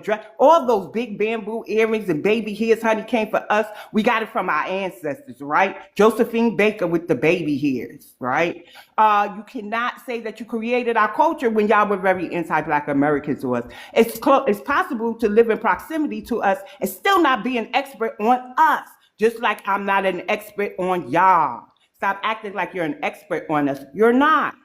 You're not. And the only time you want to align with us is when you see we have something going on that's popping. And a lot of this with the Latinos in this day and age started when we were recognized at the 50th anniversary of hip hop, and they started saying they created breakdancing, and they created tagging, and they created this, and they co-created that. We ain't never really have no culture in. We have been documented in New York since the early 1600s. They didn't start migrating here to the 1900s, late 1890s, 1900s. We did not wait around 300 years to get some culture. We built this land. We built the culture. We built the economy, right? We built the vernacular. Our vernacular is so worldwide. Oxford Press, Dr. Skip Gates are doing urban dictionaries and studies off of us, and we always change the language, right? So we're as irrelevant. Wasn't really a word. Cool didn't mean you look fly. Fly didn't even mean you look fly. We changed it, right? And we are so powerful that it was a Black American woman who went and had Merriam-Webster's dictionary change the definition to racism so that it could look the way it's supposed to look and mean the way it's supposed to mean. Right? So when you're talking about Black Americans, that's another thing. You're racist, you're xenophobic and stuff. I don't take y'all seriously because y'all not using the right words. You're thinking bigoted, you're thinking prejudice. But how could we be xenophobic when you came over here to our community, displaced us, enacted violence against us? You siphon more from our community than you pour back into it. So no, y'all got to look at yourselves and do some inner reflecting. And I'm going to land there, Hey, Afro. BX, Yes, can I say this real quick? And I'm gonna drop. I want to say this. yeah. I just came across something that they called Australian funk. This is what this is the most disrespectful things that go on. Even with K-pop. K-pop is just 80s and 90s R&B and hip-hop. They take things that we created and they put a different Australian funk. When I listen to this music, it's literally funk. Because an Australian said it, now it's Australian funk. They claim things that which our people have created and they just put a different name on it. And that's the most disrespectful thing that goes on amongst all groups. I don't care what color you are. They all do it. They try to claim things that they did have no part in, they did not create, and they just put a different name on it and make it their own. And we have got to stop allowing these things. Australian funk? Did any of y'all heard of Australian funk? Have y'all heard I've of that? never I didn't heard hear of of that that. until yesterday. That's Yeah, I ain't gonna crazy. lie. Never heard of I thought that. the What the brother said hell? the F word. I ain't gonna lie. Me But It too. was yeah, I'm a like, dude what? that was literally doing funk, but he was Australian and he hey claimed man, it as Australian funk. And when I said something in the comment section, I said, nah. He said, what do you mean, nah? I'm not responding to you. You just made funk. You just, because he's Australian, now it's Australian funk? Are you serious, man? Come on, man. This is not real. We got to stop letting them have that. I'm not going to let them have that. Y'all didn't do it. Do something that's from you. We're not giving y'all that. You can't have it. It's silly as hell, man. What's the worst part about that, the whole Australian funk, is that it'll be Australian funk today, maybe tomorrow, but then slowly but surely they'll start to take the Australian part out of that. And they'll just start calling it funk. Yeah, And then next thing you know, funk came from Australia. It didn't really come from America like that. Next thing you know, they'll start to sit up there and colonize it. And then we're arguing, going back and forth about where funk originated. And is it the black Australians doing that? Like the Aborigines over there? Or is it the It was the Aborigine. It was the Aborigine guy, but I'm like, still, dude, like, Damn, come on, you're doing funk. You're doing funk. This is not Australian funk. It's funk. Just because you're Australian and you got an accent and you sing it, that does not make it Australian. It's still funk. What are we talking about here, man? Come on, man. Get out of here, man. Yeah, that's insane. Hey, they copy everything, man, on those Africans, man. Hold on, Samuel. Hold on. You distracted me. I'm sitting up there trying to send this email. I type funk. I'm all like, what did I type? You gotta look it up, Afro. You gotta look it up. I just found out about it yesterday. I was surprised when I seen it. I'm like, what are we talking about? Yeah, only time Before we I get did further, one think you were moment, Tommy. cussing. What would you say, Diaz? Before it skips my mind, because you know, Auntie sometimes lose her train of thought. God, this Marshall is has a very good program called the 8515 that should be introduced on the State of the Union of Black America. So Marshall, please don't forget to enter that into the conversation after Simon gives his historical account. But Zizi, did you want to say something? No, sir. Go to Simon, sir. Thank you, BS. I appreciate it. No problem. You're welcome. Yes, I appreciate it. And I'll make this quick. Sister Shirley, Sister Shirley actually brought this back to my attention when she was saying we have to stop allowing people to lie. At this State of the Union of Black Americans, understand there's a big lie that people from a particular island called Haiti have been lying about their entire existence when they say the United States invaded my homeland, took my gold, and destabilized my country. That entire story is a folktale. Next time you hear it, and I only found this out because when that Haitian girl got on that podcast and started calling people dirty Black Americans for context. The truth behind that story is around World War I, Haiti took like a $2 to $3 million loan from the Germans. The Germans destabilized Haiti. Okay? The Germans, they went against the Germans in Haiti went against that it was an act that was implemented that said that all the Europeans would stay on their side of the world and the West would stay over here. Haiti allowed Germany into their country, and the Germans owned 80% of Haiti's economy. Input, output, agriculture, you name it, the Germans. And while the Germans were there, and this is not, I want y'all to look up the relationship between Germans and Haiti as I'm speaking, if you think, because this may be news for some people. The Germans allowed Haiti to run rampant in the street and unalive each other. The issue was Germany was our ops. Germany was in Haiti being a spy against the United States. So with the Germans owning 80% of Haitians' economics, the United States was like, Haiti, we can't have you having ops in our backyard. They went and confiscated everything that the Germans owned. But it gets even better. They took the money from the Germans, kicked them off the island, right? Because there are ops. and they literally reinvested the money into Haiti. So the little infrastructure that Haiti has literally came from the United States. But really peep this part. The United States, after confiscating all the money from the Germans, the United States went to France.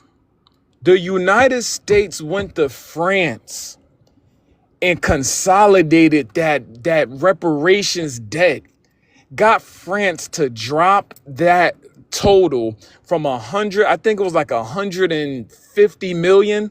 They got it dropped down to $90 million. That's why Haiti even was able to pay it off. Please look up the relationship between the Germans and Haiti. Look up the United States pay the Haitians debt. It's gonna tell you how the United States reconsolidated these people loans and got the price dropped. Then what happened? The United States gave Haiti, showed them, because what the best we had at that time from the 1920s to like the 1940s, showed them our style of democracy.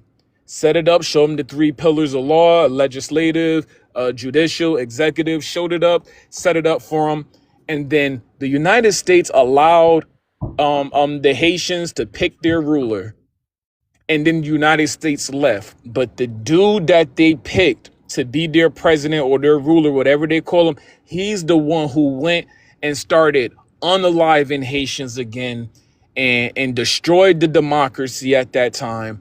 And that's why, and Haiti never rebounded back.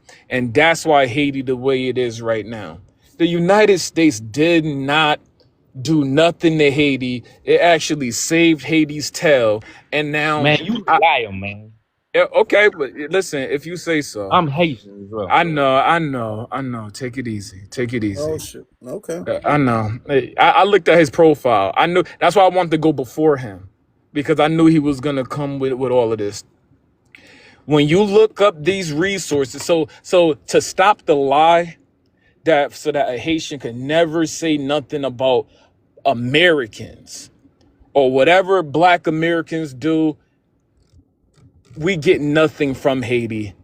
The Haitian, if since he came off his mic, I want to also let him know, your Haitian Creole, you didn't even have an alphabet to it until 1979, okay? You didn't even have an alphabet, okay? And so that's why you don't have records. Listen, that girl calling us dirty Black Americans poured this out. We was leaving y'all alone for the most part. But your Haitian Creole, the way y'all like to disrespect Louisiana, nah, you didn't. You have nothing to do with Louisiana. You ain't got a language. Yeah, I know, and you ain't have an alphabet. Calm down. You ain't even got an alphabet. Calm down. You didn't have an alphabet. The reason why you don't have records is because one side of your island was spelling things one way, the middle was spelling it another way, and the other coast was spelling it a different way. You can't read nothing. Your people was talking but couldn't write nothing down. Talking but couldn't read nobody's messages. You didn't have an alphabet until 1979. Because they originally came from Africa. Hey, take it easy. I'm almost finished. I promise. And I'm going to be quiet the whole time. The same reason you ain't got a language. It's all right. How comes you ain't got a language? The last part is Haiti didn't formally adopt Haitian Creole into their national language until 1986. Okay? Man, you you just now became you was straight goofy. That's cool. And goofy is Black American Ebonics. Goofy is jive Ebonics, and it's in your throat already. Look how strong my language is. You got my jive language, nigga. You ain't got a language. That's my jive. We losing the plot. You dropped them. Okay. Let me get back. Yeah. We losing the plot. That was the only history. Yes, that was the only history, because Sister Shirley made me I had to think about something. She brought it back to me. There's another lie that has to be exposed. The United States didn't do nothing that the Haitians say that the United States did. It was the complete opposite. And I'll land with that. You could please research it. Please research it. The relationship between Haitians and Germany and the loans they took out and how they own 80% of it. It's crazy. It starts from like 1915 all the way to like 1930, and it just a trickle effect. It was crazy. I land. It's so very kind of hard to have that comprehension is so low. So as Simon is giving the history, I already know the time period he was talking about. Somebody's in the comments, but look at what Clinton did. We're not talking about Clinton. Keep up. Stay focused. Stay focused. We're talking about the lie that they say that America ran in and invaded them, because they always go from 1804 to America supposedly invading them. They skip over immediately after their revolution to the period of 1915. Duh. Like, keep up, slowpokes. Keep up. I knew what you were talking about, Simon. Thank you. Thank you for that information. A lot of these people say, well, America do destabilize our countries. Then they run here and talk about they getting the resources that America takes from them. But the only ones they're harming are the Black American communities. We never ran into your countries, right? We didn't tell you to barter your people away, right? Like, we just didn't do that to y'all. We have been more than gracious to y'all. And what type of person runs to their bully? Like, I don't understand that. I don't understand that. That's why we say Black Americans fight the hardest against white supremacy, because we have a proven track record of doing it without migrating and displacing another community. And if we are expatriates, we are there to bring value to your communities. And that's why everybody's asking us to return to Africa. We pull y'all out of debt when we become expatriates. Is that the term? Expats. So yeah, cut it out, y'all. Y'all need to do some research. But thank you for that, Simon. Afro? Well, yeah. Simon, not Simon, Foundational wants to introduce his program. Okay. And you're also an author now, right? Foundational? Yes. This is actually my book that I'm creating. It should be done. I'm looking for a publisher right now. I was gonna go ebook, but I said no, this is too much of a blueprint to go ebook, man. This is gonna be phenomenal. This is actually gonna be something that's gonna change not only this generation, but generations to come. This will literally be the blueprint. And it's not me saying this, is the economist that I told to that saw the blueprint and said, nah, this is really gonna be something that's gonna change the paradigm and change pretty much us in general. But let me break it down. So the 85-15 program is where 85% of our average monthly income outside of utilities and savings go into Black American owned businesses, right? See, the problem is the average Black American, right? We spend about 20% of our average monthly income into Black American owned business and 80% everywhere else, because we are loving people. We share, we go here, there, and everywhere and shop with everyone because we are the world. Let's all kumbaya. Not understanding it's called social unity, economic warfare. Again, I'm saying it again, social unity, economic warfare. Socially is all love. You might go chill with a Jamaican, you might go chill with a Haitian, you might go to movies, go drink or something, whatever case may be. But economically, it's warfare, and it's time for my people to wake up. So the dollar lasts 6 hours out of the day, not because we leave in the community. It's lasting 6 hours out of the day because we're walking across the street to the Chinese food spot, the Vietnamese nail salon, the Italian pizza spot, the African, the Haitian, Jamaican, and all these people that's parked like leeches and parasites in our communities that's extracting our $1.9 to $2.6 trillion. So this is how we alleviate that, right? So now what we're going to do, because what they've been saying is that we at the quote unquote bottom of the totem pole. Now, if you're tired of hearing that you at the bottom of the quote unquote totem pole, which we're not, the problem is we're spending money with these people and uplifting everyone else up. We are the tide that's rising on ship. You know that saying, the tide of rising? Yeah, we are that tide that's rising everybody else's ship, and we over there looking at everybody rise, and that's the issue. So with the 85-15 program, what we're saying is it's not no Dr. Umar, hey, spend money with me. It's not no donate here. It's not none of that. All we're saying is take what you already been buying, buy what you already been buying, and replace it with Black American owned businesses. So prime example, instead of me going to GMC, I'm going to go to Just Move, which is Black American owned. Instead of me going to any kind of laundry detergent at the store, I'm going to go to True laundry detergent. Instead of me going to get pancakes from the store, I'm going to get Vicky Cakes, which is Black American owned, right? And I can keep going down the line. Instead of me go to Ak, the halal spot, the Chinese food spot, I'm going to go to a few hot soul food spots and put my money and keep it in the community. Now, the reason why this is important is because now when we start putting money within our own businesses, that business go from 1 to 2 employees to 15 employees to 20 employees. More employees mean more jobs. More jobs means less poverty. Less poverty means less crime, right? And so we got to understand that we do 1.9. Let me break down how powerful the money that we have. This is why everybody's fighting. This is why the guy from Ghana is coming down here. He traveled 10,000 miles to come down here to try to find ways to try to find our reparations and stripe our money to their country. They find any little way to take that money and transfer it over there to their countries and continent, right? So the reason why, because we do 1.9 to 2.6 trillion dollars, just to show you how massive that is. The whole continent of Africa do $3.1 trillion, which means we do 85 to 90% of the whole continent of Africa with 1.5 billion people is what I'm trying to say. So imagine if we take just 85% of that and put it back into our communities. You see that right there on the right? Yeah, that's going to make like Wakanda look like child's play.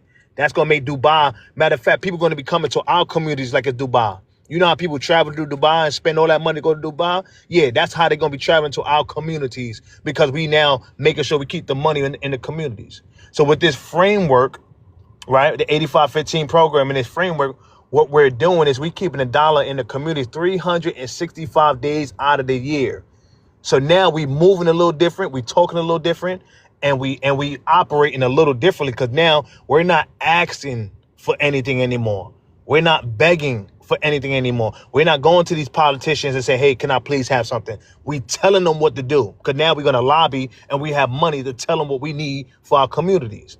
When we go to these reparations meetings, we're not asking for anything no more. Listen, I need that bill. This is what we're going to do. I need that right now because we have that $1 million, $2 million, $3 million to make that bill happen. It's no more accident because we got the money in the funds because we keep it in the communities. So now we walking in a position of power, no more in a position of weakness. We walking in a position of power. So this go hand in hand with everything, right? And this breaks down also, it's a voting system, a tax system where we can have emergency funds. God forbid something happened.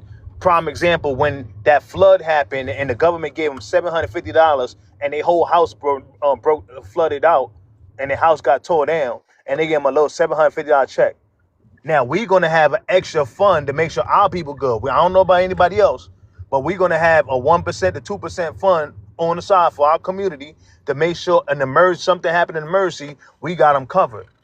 We're going to have something on the side, so therefore the elders, they don't have to work no more if they don't want to. Now we got a fund on the side for the elders to have a community or a house that they don't have to pay for. It's out of our money. Don't worry about it. Y'all paid the way for us. We got that. Yeah, it's a whole system in the economy is what I'm trying to say, family, with this framework. And it's going to really pave the way for the future. And that is my last point. It only took 9% to destroy Target. Just 9%. 9% was economic destruction for Target. Imagine 85% of your average monthly income outside of utilities and savings going to Black American-owned businesses, the economic destruction that's going to happen all around. This is why I left the 15%, because I know we are loving people. And what happens is we're going to start seeing businesses in our communities start closing down and getting destructed because they parked into our communities. So I know for my loving Black Americans, I left that 15% for y'all because I know y'all going to want to make sure y'all save a couple of businesses, but we're going to make sure they respect us. They're going to start taking their shoes off in our communities, wipe the dirt off their feet in our communities. When we walk in their restaurants, hey, how you doing? I better hear y'all was a boss. I better hear something, right? When we look at that grade in that wall, it better be a grade A. When we look at that grade, that food, it better be grade B or better because anything under grade C is poison. When we look at that customer service, we better have immaculate customer service. And we need about 30% of the people that's working there to be Black Americans. Yeah, now we talking a little different. So with this framework, like I said, family, I'm not going to take too long. I can break this whole thing down, but it's a whole breakdown of the 85-15 framework that's not only for this generation, but it's going to be the president for all the next few generations, and really put us on a different level, because these people are getting rich off of our money, our resources, and our 1.9 to 2.6 trillion dollars, while turning around laughing at you, telling you at the bottom, because they is taking that money from you. That's why they're at the quote unquote top. Now, the moment we do this 85-15 program, that's switching 24 hours. And we'll see who at the bottom or at the top. Thank you so much, Alpha, for having me speak about this. I appreciate you. And BX, I appreciate you also. Thank you, family. Love y'all. Appreciate you. Yep. Congratulations on the book. Thank you, family. Thank you so much. Alrighty then. I was All right. Anybody have to say anything about that? I was gonna say I agree with foundational. Definitely, we need to get control of the Black economy in general, and really, it comes down to making a national bank. I did a lot of research on the Black millionaires of the past because there's just like a lot of erasure, and people don't really know how many Black millionaires existed in the past. Like there were so many, and they were getting money out of this world. Like a lot of them were millionaires, and even 1 billionaire before all these modern millionaires. But they always started with creating a Black bank, and then they would expand that into real estate or life insurance, and also different things that could help the Black community grow and thrive. So I think if we had a national Black bank, that would be more effective than having singular divisions, because we do have some Black banks around the country. I know in New York City, they have the Carver Bank. And also, I think in Memphis, there's another bank, a Black bank out of there, and another one in Atlanta. But they're all separate entities. And really, we need to use Black resources to grow the community, develop, and basically give jobs to the people. The more businesses and companies growing, the more employment there is for FBAs. So I think definitely we should focus on maybe convening and trying to unite the different segments of FBAs around the country. All right. Anybody want to say anything about that? Yeah, I actually want to. Hey, sister, I appreciate your enthusiasm, and you seem to have at least like you meditated on the vision. You do have a vision. I think what happens in this stage that you may be in with the information, just with the information, not is maybe I want to give you encouragement to be that person to create that bank. A couple of us are educated in that business frame that it takes to accomplish where your vision is. And if you follow me, Foundational BX Afro, like, hit us in our DM, especially me, Foundational, and BX. We are looking to show the steps it would take for you and your area to start. Because for me, I would tell you just start with a small credit union. I would tell you to start with your credit union in your town. But there is a way that you can be the director of that vision. So I want to encourage you that if this is going to be your vision and the calling that you want to come to for our lineage, it is going to have to, it can start with you. I understand that everybody doesn't know the steps to start it, but with this, we have a community that does know, and we want to tell you. So hit us in our back channels, because we got a lot of ops right now in the chat and everything, and we'll actually give you the steps that it would take or just the direction so that you could do more research. You sound like that you're cool with doing research, and yeah, we'll give you the information to start that, because we all are in different industries, making ripples. And one ripple effect, my ripple effect is going to hit Foundationals. His is going to hit BX. Ours are going to hit Afros. And then all 5 of ours is going to hit, yours. and we're all just gonna bounce off each other that way. So just hit us in your DMs if you for more information, okay? Yeah, yes. Can I say one thing? Because somebody in the comments, they're misquoting what I said. I never said only serve Black people. I said we need more Black businesses. And honestly, like, as any business, you're going to serve whatever community frequents you, just like how the other races come into our communities and get 100% business from us 9 times out of 10. So at the end of the day, our job is to get business and to funnel those resources back to the Black community. So here's the thing, right? We have more millionaires than the population of Jamaica. So in order to have more millionaires than the whole population of Jamaica, that means we have a whole boatload of businesses. The problem is a lot of people aren't intentional in looking for those businesses. That's the issue. We have the businesses when they're not intentional. Let me ask you just a gentle touch, a question. How many Black American-owned businesses have you supported this month? And I think today is the 15th, or what's today? The 12th? It's the 12th, right? How many Black Americans-owned businesses have you? And can you name 5? At least 5. Can you name 5 Black American-owned businesses you supported this month? And I'll name 10 to 15 of them, and just name me 5. Okay, so I'm a Black food blogger. If you go on my page, I literally go to restaurants like almost every day, and majority of the restaurants I go to are Black owned. So this month alone, I went to Ashley. She's a Black baker here in Durham. I just posted her video yesterday. I went to Good Morning's food truck in Raleigh. That's a Black owned business. If you're in Raleigh, North Carolina, go and visit them. They have great food. They do soul food, all that. I've also went to True Flavors Diner, which is a Black-owned restaurant in Durham, North Carolina. They have great breakfast there.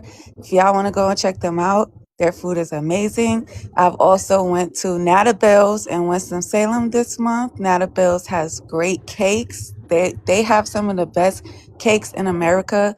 I'm not gonna lie. Like, if y'all ever went in Winston-Salem, go check them out. And I've also visited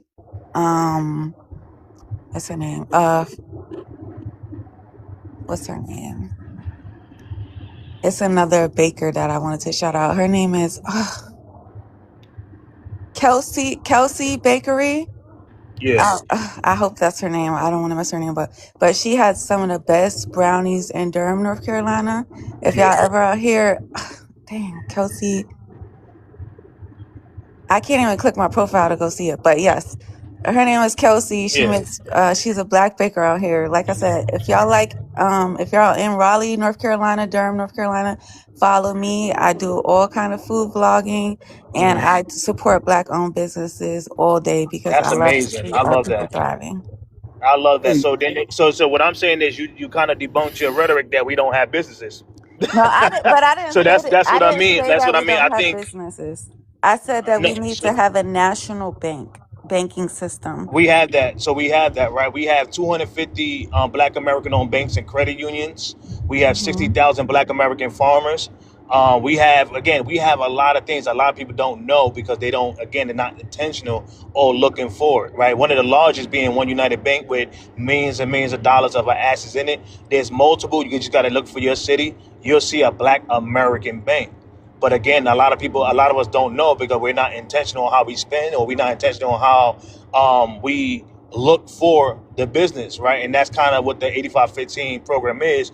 It helps you become accountable and intentional. It's like a journal also, because the goal is to find 5 new Black American-owned businesses every month up until you reach 85%, because you go by percentages. Now that percentage is in direct correlation with your funds, your journey, and how you want to spend your money. So you may go 2% a month. That may be 5 businesses. That may be 2 businesses. That's up to you. You may reach 85% in 6 months, right? Because you're a go-getter. You may reach 85% in a year and some change. So it all depends on you. So that's the point, is that we have the businesses. The problem is we spending our money here, there, and everywhere and not being intentional on how we spend it. And we also got to be careful. These quote-unquote Black-owned, that's why I don't say Black-owned. I specific Black American-owned we had a so-called black-owned business that was a so-called soul food business, and the man owned it. You're kind of breaking up, Marshall. So Marshall, I get where you're coming from, but most 1 of minute, Rowdy girl. 1 where I'm minute, Rowdy from, girl. 1 minute. 1 minute. oh, 1 minute. So there was. I'm glad Marshall entered that into the chat. There was in the comments. Real one wants to know your vetting process. How do you ask them if they're Black American? So I don't say that. I don't say that with non-lineage people here, because I don't want Yeah, the then they're people gonna that I find go when out, I and go then to it's the gonna business be know. Yeah. Okay. Huh? Y'all are right. So Yeah, moving Yeah, forward. ask him in the DMs. Ask him. Just get in yeah. You get. can ask me in Now the I wasn't DMs. directing it at Marshall. I was directing. I know Marshall. I don't know No, Rowdy no, not you, girl. not you, BX. Huh? I wasn't No, no, talking to not you. I you. was talking to him. Yeah. Oh, okay. okay. Oh, Can I yeah. So yeah, respond to what? wait, Rowdy girl, because I got to give direction on this.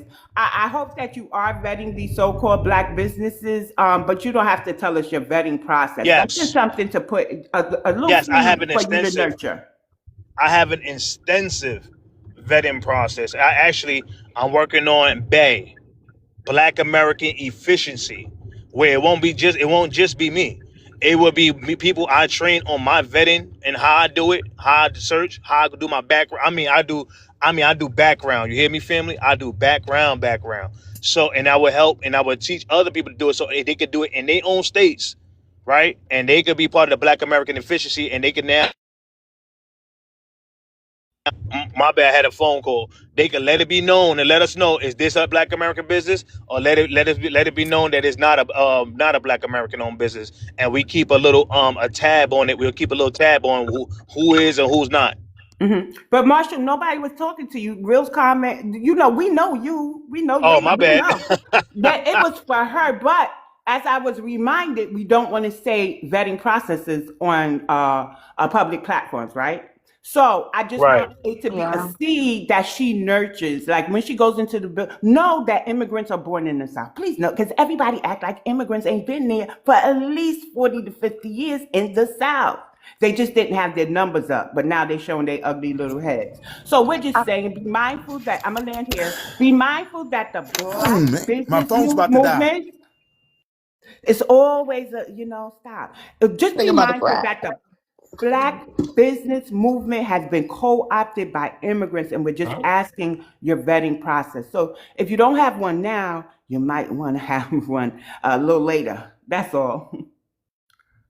Afro, I don't mean to keep interrupting. My battery's about to die. I just want to get my Oh. question out. That's all I'm trying to do. What's your Yeah, question? but What's your question? Damn. All right, this is my question. I live in Winston-Salem, North Carolina, and I know that the bakery you're talking about. But what about the business that we really need? People who do concrete, people who do construction work, people who do housing, carpeting. Why not those businesses? Why instead of haircuts, foods, and clothing? Why not in those areas? Why can't we be doing those things? And Right. if you have a population of people, especially the Hispanics, a population of people who are over pretty much dominating us right now, where I stay at in Winston, you can look there, you can see it.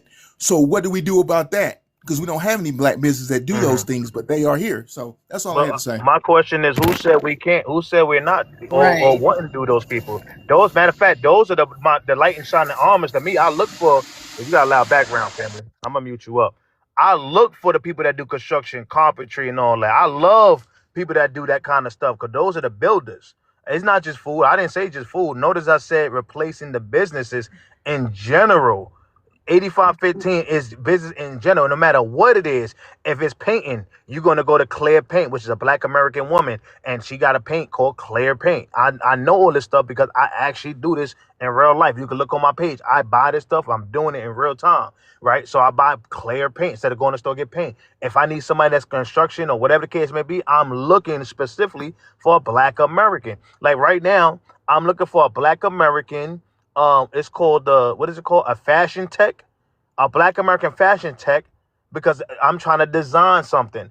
I don't know how to make the tech thing, and I don't want to go to freelancer.com. So I'm looking for a Black American that can do a fashion tech. So that's the goal, is to replace everything, every sector, everything with Black American owned businesses. You're not left out. I want y'all to be a part of that. Can I One answer a moment, Riley. question that One moment. he was Yeah, but I'm gonna tell him.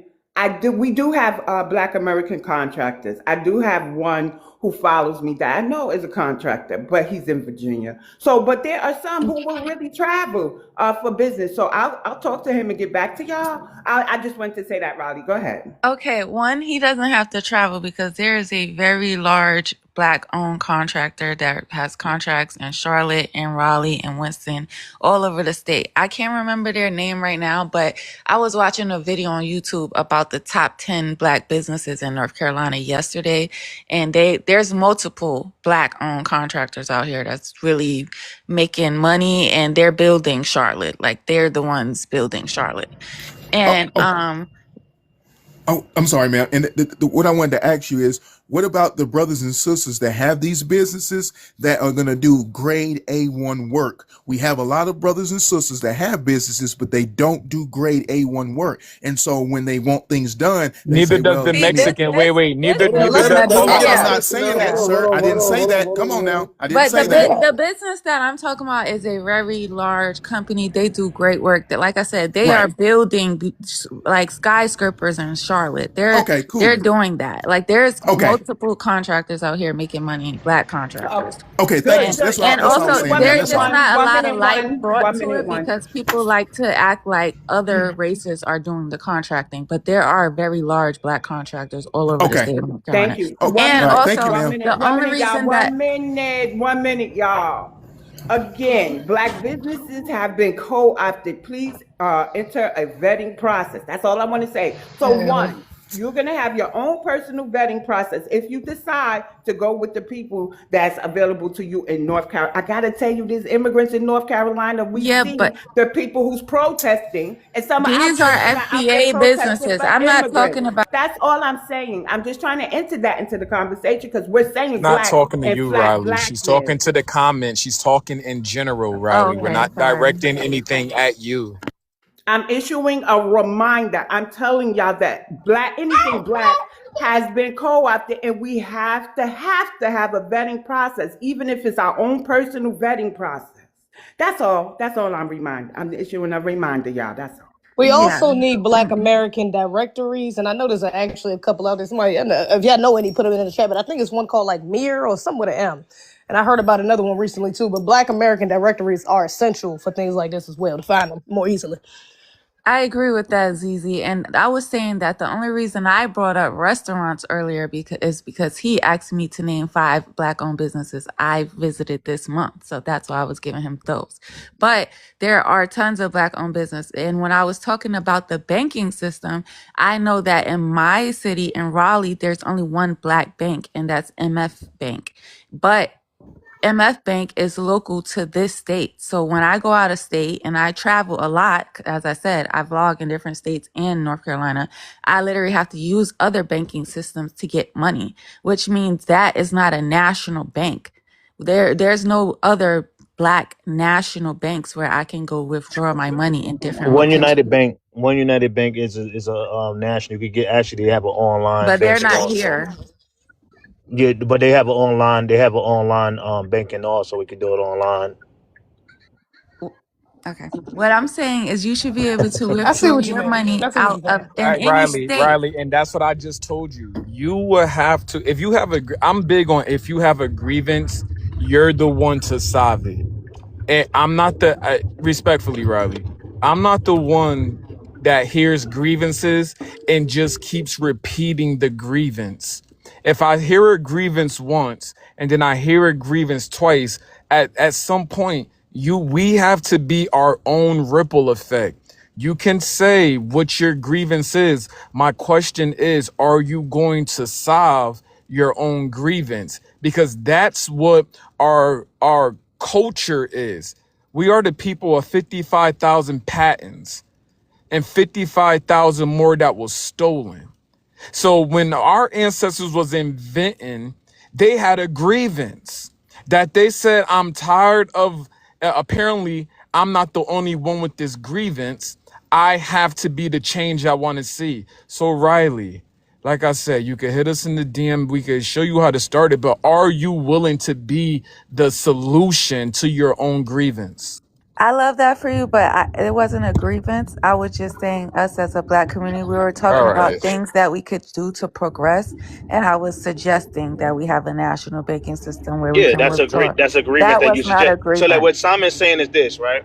I felt like as a community, I saw the Indians, right?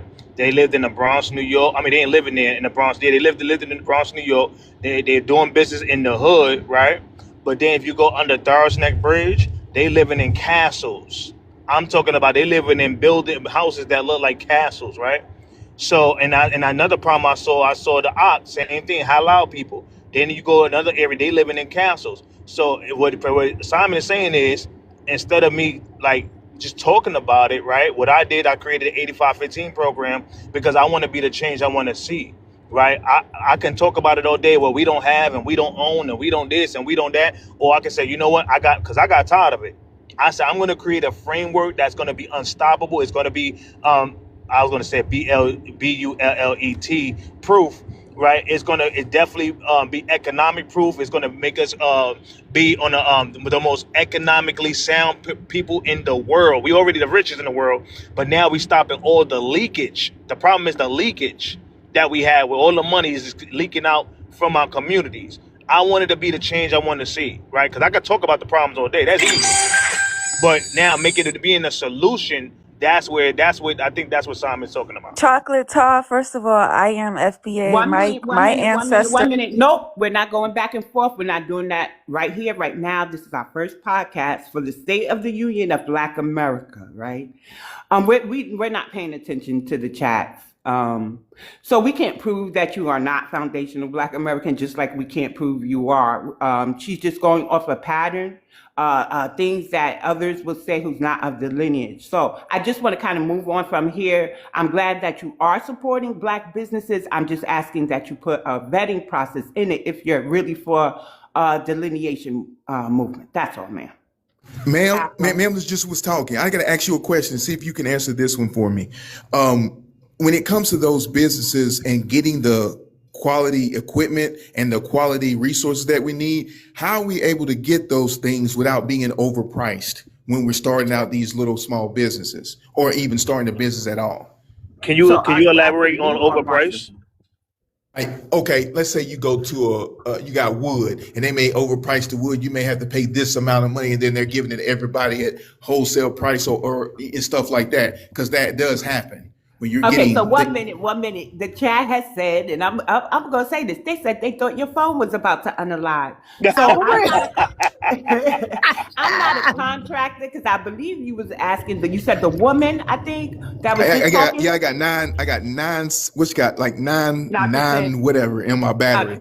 I'm gonna just say this. I did mention that I do have a follower who is a Black American, construction owner, building owner, right? He owns a construction business. I would graciously extend an invitation to him for the next State of the Union of Black America, just so he could come sit and kind of answer those questions. We do need a directory. Right now, ZZ, we have melroseradio.com. He is from New York. You have seen him at reparations hearings if you watch the New York ones when he asked the commission, does anybody have an immigrant in their background? He's also on video asking why are white people sitting in certain spaces that's supposed to be for us and designed by us. So he does go around in New York and he goes into soul food restaurants and he say, where your people from? Then he gives his review. So he does have a vetting process for his aspect of things. Now, he is a DJ, so he may have one or two who are not of the lineage, but I believe he actually, distinguishes who is FBA from not. But for now, it's a start. I have sent out, and I believe in being a solution to problems I see. I went around for months, say I have this, a form. Please contact me so you can fill it out, and I can put your name and your information on some type of registry, right? Because we need a green book, basically, for businesses. But so it's like people will say that they need, we have to do. And then when people say, okay, I'll take the lead on it, that's where the breaks start. So I need my people, and this is not to ZZ, this is just in response to her question. This is a PSA to my people. When you find people that really want to put into action what you say we need, please come through with the follow through. Because I think we're past the stage of talking. We're not being beat out or anything. We're being outmaneuvered. So as we are talking, because calls to awareness to inform our people who may have a lack of the knowledge of what we're going through as far as the erasure is fine. It's needed, right? But now those who are prepared, we need to start with the action. The action. And Martin here is an action person. So is Simon. So is Afro Elite, of course, ZZ, and myself. We're action people. So please, when you're asking us all these questions, be prepared to act. That's my submission. Can I say something on the? I think the overpriced. If you don't mind, Afro, I want to, because I think that opens the door for that conversation. I love that conversation. If you don't mind, Afro, I don't want to overtalk. So when we talk about the overpriced, I want us to understand the mindset. Before I even get into overpriced, I want us to understand that due to the white racist media that created implicit biases, we have our biases, right? I know some of the immigrant class have biases, but even some of us, believe it or not, we got our biases, subconscious biases, right? And from the implicit biases, right? And sometimes confirmation bias. So what I'm saying is, when people talk about overpriced, and that's why I asked the brother what he mean, a lot of us, when a lot of Black Americans charge the price that they feel they are worth, some people will say, well, that's too expensive. But it's not that it's too expensive. The problem is the person don't value that said person to pay the price that they think they're worth, because they want them to bring it down. Sometimes we always try to find a deal. Let's get a deal, or let me get 2 for 1. Or it's always a deal when it comes to Black America. We got to come out that mindset. Me, I'm going to pay whatever price that Black American want. I'm going to pay it because I value that person. Because one thing about it, we're not going to go to Italian pizza spot. If they got a price Italian man, you're going to pay that price at the Little Italy. If they got a Chinese man, they got a price, you're going to pay that price. You're not going to haggle on nothing. If you go to any other place, matter of fact, if you on a date, you know you're going to pay $200, and you know you're going to be $150 extra for the wine, and then you're going to pay an extra $50 to $80 for the tip because you want to make it look good. But when you go to a Black American spot, now you want to haggle, let me get 2 for 5, and this is the mindset we got to get rid of. That mindset right there. It's part of the got money. Right. We are the richest Black people on earth. We should not be haggling our people. We should not be, if they value themselves and they say that's their price, that's their price. And we got to start valuing them as a people and give them that price. Because it's not fair to try to haggle them down. I'm not going to say the business owner name, but he felt like in a soul food spot, he had to do a 2 for 1, and then he got add an extra soda on the side. And I told him straight up, no, family, you doing too much. That's too much product. Do exactly how you have it. You got your 4 piece of fish. That's crazy. And fries for $12. 4 piece of whitening fish and fries for $12. That's amazing. I went to other spots. They charge $25, almost $30 for 4 pieces of fries. Then you want to add soda and extra this and extra. No. That's your price. Keep your price. You don't have to dim yourself down to try to hope for somebody to come. And this is the tight spot that we putting our people in. The fact that they got to now kind of cut their profit margin. They try to hope to get somebody in. That's a problem, because we don't do that to nobody else. And it's not fair, and it's not right. And that's due to white supremacist media, Love It Hip Hop, Baddies East, and all this other degenerate things. And I'll land on that. I could get on the bad attitude thing too, but that's a whole nother conversation for a whole other day. Let me also add, since we're having this conversation, I also want to second that. And I want to say something towards the people who have Black businesses. One of the reasons, and I'm pretty sure this is a known fact, most businesses tend to fail or go under, I'd rather use that word, go under in the first few years or so. Depending on what you have, it might go to 2 to 3 years, right? And I've been watching, I've been kind of deep diving on a lot of businesses, the rise and falls of a lot of businesses, right? And one of the things that small businesses, and I want everybody who's in here who has a small business, plans on starting a small business or anything, need to be conscious of, is that oftentimes they fall because they underestimate the startup capital that they're going to need. All right. And because they underestimate that, they try to make up for that when it comes to how much they're charging, you know. And if they don't have returning customers, because that's what keeps businesses flowing, especially in the beginning, is a lot of the returning customers. If they have a customer that comes once or twice and they're not a consistent returning customer, then eventually the business will go under. All right. So what needs to happen is there are businesses that do have to understand when you first start up, for the first few years, you're not really going to be making money. It's going to take you some years before you actually start gaining a profit, because all of the money that you do make, that has to go back to making sure everything is good quality and a reasonable price before you start kind of going up on the price or anything like that, or expanding too soon is also something that takes businesses down. So for all of the people who are trying to start up businesses, it can work, and it does work for millions of people. However, there are mistakes that people make too often. All right. Having a business is hard. That's some hard stuff. Most people can't do it. Now, we have historically and culturally been able to do it, but there are some things that we need to understand. We need to pull back and understand how we were able to do it then and implement that into today's time. So we can't rush to really make a profit for ourselves. We can't rush to be all like, oh, this is my first $100,000 and now you going out and you balling and you flexing. Actually, no. Your first 10K, 100K, whatever needs to actually go back and to reinvest it in the business. So with that being said, if that happens, the business can grow, the demand can increase, it can expand, all of that stuff. So we need to implement that. As far as the customers coming in, one thing that I think is very important, and one thing that I try to do to Marshall's point, is that these businesses rely on, all businesses really, but these businesses, especially smaller owned businesses, rely on returning customers. All right. They rely on that. So that means if you see a black owned business and you go to a black owned ice cream shop, if you only go there once a month, or not once a month, if you only go there like once a year, you say, oh, okay, I did my black owned business thing, and you never go back.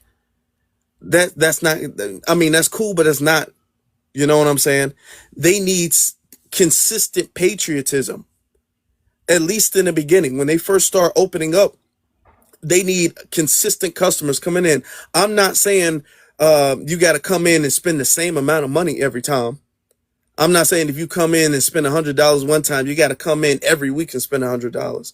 But if you come in one day just to get a large drink, or if you come in one day just to get a donut or something like that, and you make sure that you do that on a consistent basis, that will keep the business afloat, and that will increase the likelihood that the business expands and grows and develops and all of that stuff. This is how small businesses expand, by returning customers. So as black folk, we need to get in the habit of not just going someplace one time. We need to get in the habit of going someplace and continuing to try to make that a habit. You ain't got to go every day, but if you go every week or even every other week and spend a fair amount of money, depending on how often you go. Like if you can only go once a month, I would recommend you kind of spend a bag, you know, you kind of help them out if you only go once a month. If you're going every day, you don't have to spend that much. If you're going every week, maybe spend a little bit more. You know what I'm saying? Make it reasonable, because that is what extends the business and helps the business flourish. And if we can, these are just small mistakes, or not mistakes. These are small habits, rather. These are small habits that if we start practicing, we'll have a crazy boom in Black American businesses. Afro, wait, real one. Now this is important. I apologize. Cool, no problem. I apologize, brother. So Afro, you made a great point. There's actually a thought frame around that, and I'm gonna give it to the family. Everybody, I'm gonna put it in the chat. This is what I learned when I was, and I don't talk about my What is it, education. strategy, Simon? Because No. no. It's not. It's not strategy. Okay, It's not thank you. strategy. It's Yeah, not yeah. strategy. It's not Don't get your strategy. behind whooped. It's not a strategy. But I just put it in the comment. It's called Business Model Canvas, right? And if you want to start a new business, Google Business Model Canvas. It's really just a chart, but this chart is going to help you as a startup or a new business owner or a small business owner conduct your thought frame around business. You know that strategy, right? Well, I put it like Hey, this. I'm just saying. I put like even with this business models canvas, you can fail. It's very easy to fail, but this business, I'm doing it because I know we got a lot of family in here. So, and that's the most I'm gonna say. If people go look it up, then you do. If you don't, then you don't. But this is going to help a lot of small businesses make these crucial decisions on where the money should flow, where it shouldn't, how much you should have already saved, what you should be spending on product and inventory and things of that nature. So and I'll land right there. You're welcome, immigrants. Okay. Because Yeah. I'm in debt. Yeah, Simon, I'm that in was debt. I lovely. think That it's was important strategy. to know I have 3 degrees. What One did he is say? in 85 entertainment punches. business, right? And we have that business model canvas thing, and I'm in debt, and you just gave it out for free. You're welcome, everybody. Let me say that. Don't highlight it no more. Wait. Maybe that's what I'm saying. If I throw it out there, it's either they caught it or they didn't. Don't even bring it back up. Because half of these people don't even understand how we be talking. You know what I'm saying? Yeah. Only the folks got the folks got our dialect to even know what I was saying in the first place. So if you heard me, go Google that. It doesn't matter, brother. I would take it around one of my black friends and he will explain it to me. All right, we're gonna land. We're gonna move past that. Y'all go ahead, family. Hey, Everybody, we I was just hold on, messing y'all. with you, Hold on, bro. everybody. Has everybody spoken on a panel yet? I'm not sure. I Nah, just want to not make sure yet. everybody. I haven't either. Okay. Yeah, I'll let the brother go Just you first. two? Yeah. Okay. All right. Basically, just wanted to add on to you, Afro. One of the other things that fails a lot in business is not having at least a year's worth of money to survive, right? You know, it takes time. So you can't, I've seen a lot of businesses want to buy and want to do things based on the money that comes in. That is literally a death sentence. You are not going to survive if you think you're going to buy a product and payroll based on what's coming through the door. You have to have your kitty, is what we call it, to make sure that you can survive. And I ain't gonna say the numbers, but you need to have one, and don't depend on people coming through the door. Thanks, bro. That's all I wanted to say. All right. Yeah. I mean, these are just small mistakes that a lot of Absolutely, people you're kind right. of You're just right. don't make. You know, these are small mistakes, but they're costly mistakes. These are the mistakes that really don't have to be made. They're not very difficult to avoid, but they are very costly if they build up. You know. So we just gotta, call this stuff out, make sure people are aware of this stuff moving forward, and we'll see, all this problem stuff get solved. These things that get solved real quick. As there's 2 people who haven't spoken yet, right? White. Even 3, because Cheeto is there. Doctor. Okay, so it should be 2 left. Yes, you're correct. Okay, Cheeto or Doctor. I don't know who was. I don't know. It don't even matter. I'll go last. It's cool. All right. Yeah, it's White Wolf, and then Dot Tory. But I think White Wolf got the order wrong. He got Cheeto, whatever. Go ahead, White Wolf.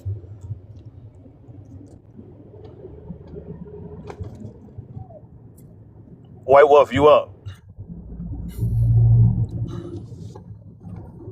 Okay, well, if you're not ready, then we'll get to Doctor. Yeah. For sure. Peace. An invite to turn on his mic. I sent that invite.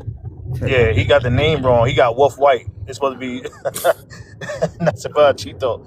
Oh my God! But yeah, go ahead, Dr. No doubt. Peace to the FBA family. I'm FBA out of Chicago. I've been on Afro's panel a few times before. This is a beautiful stage that y'all putting together, man. it's wonderful that we talking about these things and hashing them out, but I would definitely urge caution because the tethers are listening. So y'all are 100% right, and they're gonna try to adapt a different strategy. You know what I'm saying? Because they hear us trying to formulate something. So definitely a beautiful thing. I would like a green book so I can go support more black business in my area. You know what I'm saying? There's a lot in Chicago, but I would like to know where they at because sometimes they tucked away. You know what I'm saying? So I really like this conversation. And I want to say we didn't get to the point where from 1863 we had a net worth of 20K to 1913 with 750 million. We didn't get to that point by being lazy. So I don't want any of our people to engender that ideology, that spirit into themselves. You know what I'm saying? And then we also didn't get there by being hostile towards one another. You know what I'm saying? We gave each other grace. So I just want to put that on the table. Salute to everybody. Salute. I just had an idea. For everybody who's in a different state, I'm in New York. Dr. Uri mentioned Chicago. So if we have like Chicago, New York, let's take Atlanta, let's take different cities, major cities throughout the nation, and one person or two go ahead and pound the pavement. You could do that virtually. Get the names of the Black American businesses, and then come back to me so we could get it on some type of setting, some type of online virtual green book or something. We got to get the ball rolling. But I'm going to need people in other states to do some of the legwork too. I agree with Definitely, I that, could but definitely yeah. do. Yeah, I could definitely do New York and PA. Right, this month I'm in PA. Next month I'm going to Jersey, and then I'm doing New York after that. So I'm gonna definitely give you all the businesses. And then I would like for us to have a green book of non-Black American businesses, so our people could know that okay, this is not a real soul food. There's a cosplaying soul food. I would love to have that also. Right. I could do the same thing on my end. You know what I'm saying? I work with a couple of like black contractors and whatnot. I got to get their names though. But yeah, we got to do it. Because if we ain't going to do it, it ain't going to work. So Now, let me ask you guys, when do you guys want to, let's say we all, I saw somebody saying they can do that in Atlanta. We can do that in Chicago, New York, PA, all that. Where would you say we should put that then? Should we contact Melrose? Is Melrose strictly about New York? Should we make another website? Should there be a website for each state? Because I think it would be a lot easier if we had one huge giant website and then we can just scroll down to each state and then kind of have those states Right. listed like that. I think that would be a lot easier for us to do. So what I can say is that was along the idea that I had, and we do it by each state, right? Here, there'll be New York State, there'll be New Jersey, then we can hit the South, Midwest, West Coast. Melrose does have primarily foundational Black American businesses, but I believe he told me there's like one or two that may not be. I don't know if he does a distinction between who is not FBA or who is, but I know it's primarily FBA. And he does have videos on Twitter of him with his vetting process in these restaurants here. Okay. Along with I know. his reviews. Okay, I know Melrose is in New York. Is his website about businesses in New York, or is it just about business? It's throughout the nation. Okay. Yeah, he's a DJ too. So he stepped into the world of writing, blogging. I haven't checked it in a while, y'all. But primarily, it's one site. He has, his promotional material because he is a DJ. He has his blog site where he's giving insight on certain things, and then he has the business directory. Okay. Yeah. So besides Melrose, do we know anybody? Does anybody in chat rooms like close to 300 people in here? Does anybody know people who do like I'm talking about super thorough, super professional websites and stuff like that that we can do on a large scale like that? I'm working with someone because I'm making a directory like this right now. I can give you guys their name. I can send a message to somebody. Yeah, just send it in a DM. Before she does that, because when you sent me a video, you said Black American, African, Caribbean. I blocked you. I'm not in the mood for an African or a Caribbean, anything. I'm strictly about foundational Black Americans. So is the person that you're referring at this time strictly Black American?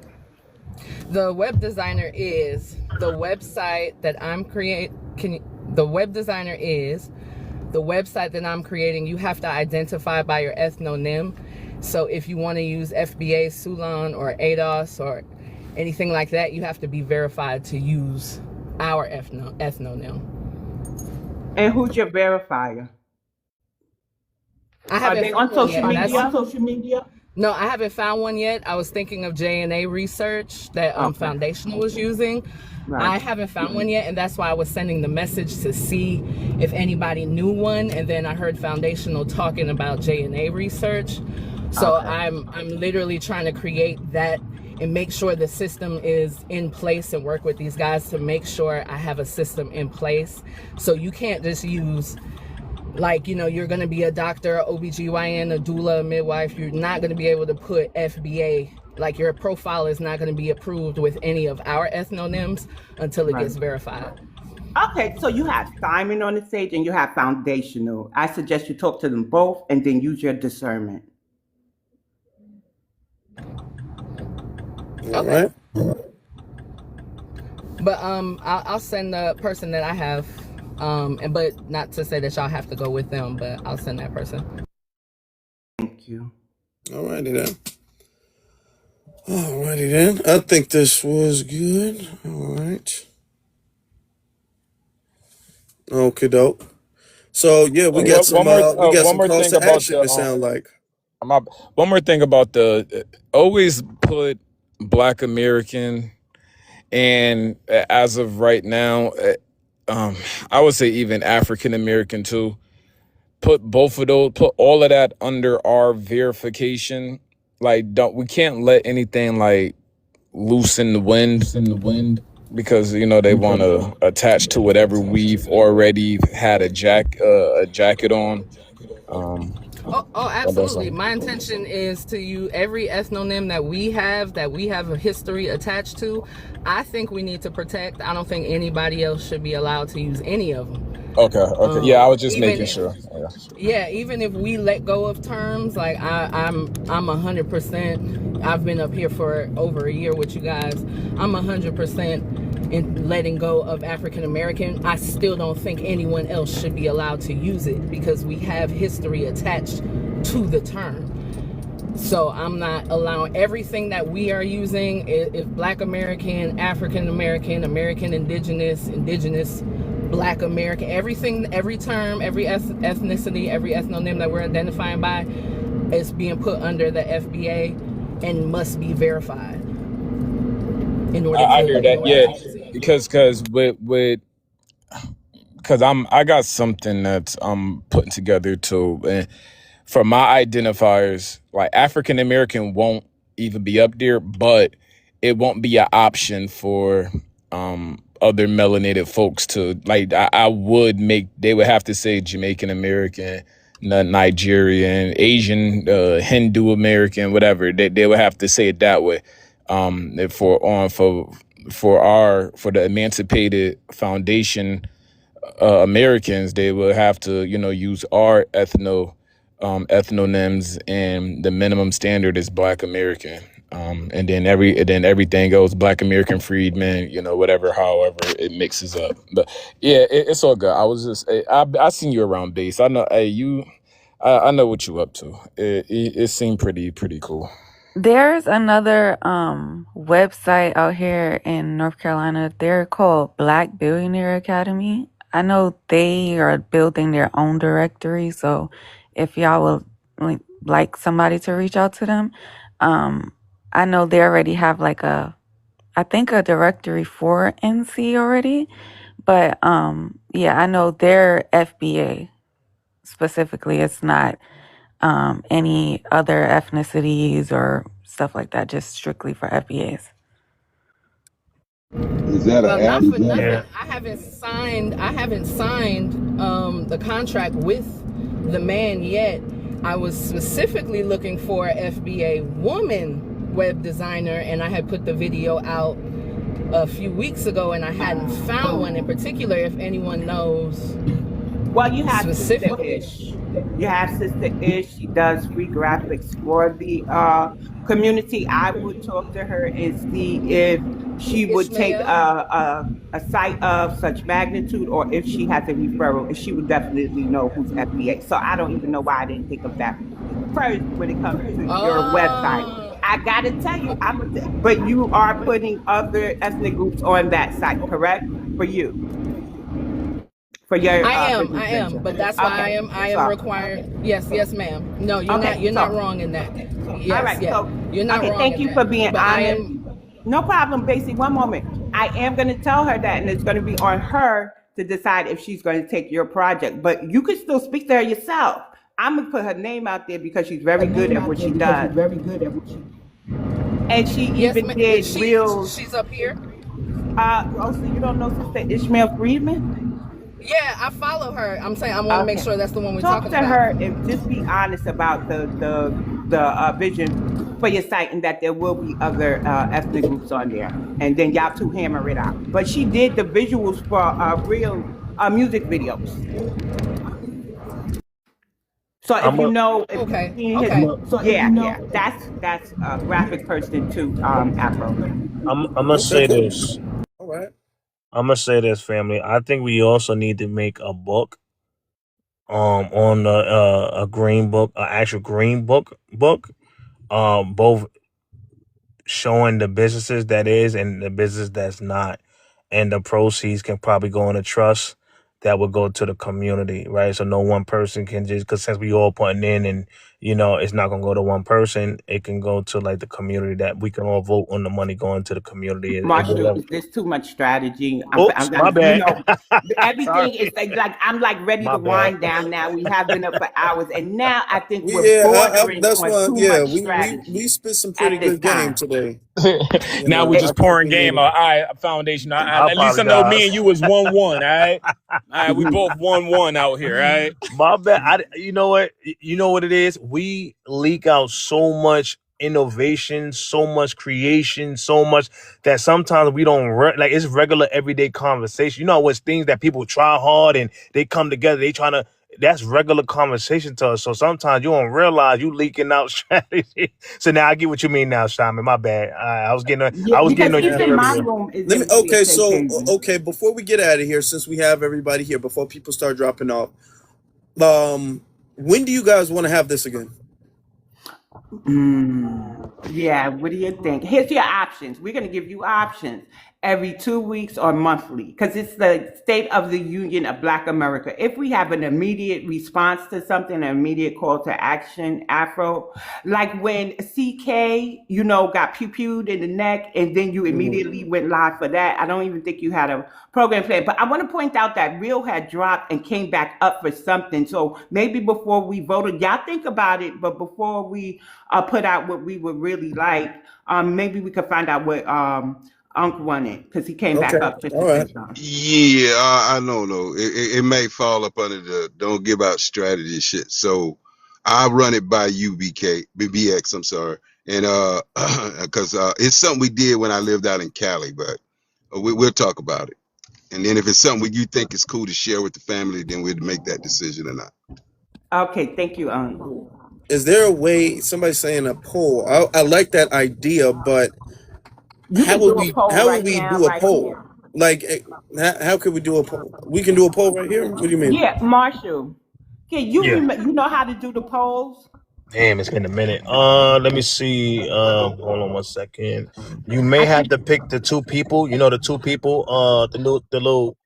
No, not the two people. The little on the left hand side. Where you press the span. The option where yeah. So when you open that up, you're gonna see the grid option. Then you're gonna see the live show op. You make a live show. Okay. The live show, the option to have the live show right next to that should be a poll. Right next to live show, it should be a poll. When you know how you go to live show where everybody get their own turn to talk. Okay. Not Hold on. on the Because poll. So go I to see. I see layouts. I don't see. I think I hit the. Yeah, not that one. You're gonna go to the it's the other cube. option. It The should be the cube. cube. Yeah. You see a cube right next to the little nut bolt there, the bolt looking like thing. The cube, okay. You press that and see what options you get. Okay, it says board, guest showdown, live show, top guest, and then countdown for all. It doesn't It don't say poll.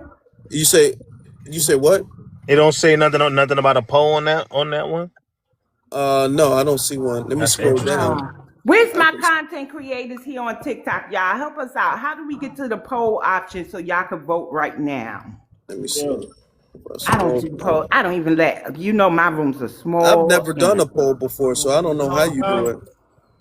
I did it once a long time ago, so I'm trying to remember. I think if it's Simon's not, trying to figure it out. let me see. It's got to be an option for a poll. Everybody has. Every room has. So the other one, you saw the grid too. You just saw the grid on that one, right? The different grids. Like the layout? Yeah, you just saw the different grids. You ain't seen nothing else, right? No. I saw the layout. Something says board, multi-guest, wallpaper. Moderators. It's not saying nothing about a poll. That's interesting. Yeah, it should say poll. It should give you an option. Oh yeah, I found it. I get it. Yeah. And then you just you type in what you want, and then 2 weeks or 1 month, and then and then it should pop up in the clipboard. No, that's not it. Because it says poll and gift vote. So let me. Do is if you're for every 2 Custom. weeks, Okay, hold on. give them directions if you do that type of one there. Say the smiley face indicates every 2 weeks, the crying face indicates once a month. Okay. And then whoever puts the smiling emoji, if we got more smiling emojis, then you're doing something else. Okay, he took it off, y'all. I don't see it no more. Okay. Yeah. Just let me make one. I'm gonna do one. Let me see. Mary says it may be in game polls. He found it. I think he found it. Yeah, I think he found it. He's customizing it right now. Okay, so mods usually aren't able to vote in these type of polls, so it'll be strictly what the community in the chat says.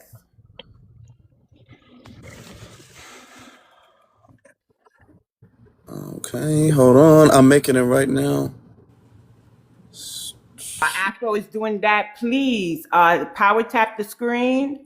We're winding down the live. You could send your last minute gifts. The host does have a gift goal. And if anybody on the panel resonates with you, throw them a few roses. Make sure you completed your daily heart meets as you wait for the poll to go up. I want y'all to know we appreciate you. Thank you. Also, there's a subscription plan option. Afro, would you make the subscription plan option on your platform where one of the perks could be that they will have a permanent seat during a certain amount of State of the Unions? That might be interesting. Yeah, that might be cool. Yeah, if they want to, that might be cool if they add something too, because I don't want them to take up a seat and then just be sitting there. Right. You're not here to listen, right? I was on a panel and the host kept calling the lady and she writes in the comments, I'm just here to listen and learn. I said, could you drop her? Because I just like when they do that. Like, what? So you can hear the same thing from the comments. You're taking up a spot somebody else could use. But I think that would be, if they're paying for the information, I'm sure, the super fan thing, then I'm sure they would like to have some input or some panel priority. Yeah, they get first dibs coming up on the panel or something like that. Like if it's a full panel, somebody got to drop that's not a super fan, something like that. Yeah. So if you click the heart, there is the super fan option. Go ahead and read the options. You don't have to make your decision today. Would be nice. I got the poll up. Okay, y'all go ahead and vote. I'm anxious. Okay. Do you have any insight you would like to provide? Right. If you're a mod, may not be able. See up in the left-hand corner above the prompt, Click that. You may not be able to vote if you're a mod. Oh, I'm trying to vote. Damn. Yeah, it's to the I top want left to wanted to vote vote. too. above Yeah, president. Well, I my want vote to is do. once a month. I think we should do it once a month. Yeah, I was doing once a month Oh, too. okay. I was trying to do once a month also. I'm once a Yeah, I gonna month. think click once once a a month is month. I'm gonna good. click once a month for the mods. Yeah, because people don't understand how fast them 2 weeks come up. Them 2 weeks come, you're like, damn, we back here again. All right. Nah, for real. Can I just say, I was at work and that's why I jumped up here as soon as I got in my car. I was in the comments. I used to have a paint and wine, and one of the things that I learned early on was the marketing, and that's why I jump in the panels constantly and stress this. It was my first brick and mortar business. I was like 26 years old. I had never ran a business like that. I used to just make like skin care products, and my son's grandmother used to let me have like a shelf in her hair salon, and that's the type of stuff I did, or selling food out of my house. So I kind of jumped into that with the little bit of knowledge that I had. And one thing I think as FBA we have to do is market. I know we're talking about the directory. That I think that's it's a phenomenal idea, obviously, but the marketing is what has us fails us sometimes. Like, we don't put enough money behind that. There's so many black businesses out here in Atlanta that I find and that I found when I was canvassing, and I do the political canvassing, and I didn't even know, like, they're in these little pockets, and no one knows that they exist. And they may have like paraphernalia, they may have like flyers or brochures, but there's no budget for marketing. And somebody was up here earlier, like just a few minutes ago, saying that you had to have that year budget just to be in operation. And that too was something that didn't help me business wise. I didn't know what I truly needed. And by the time I started making money, the overhead was getting away from me. But the marketing is so key for us. A lot of times we're not even spending the money because we just don't even know that there's a business in existence there.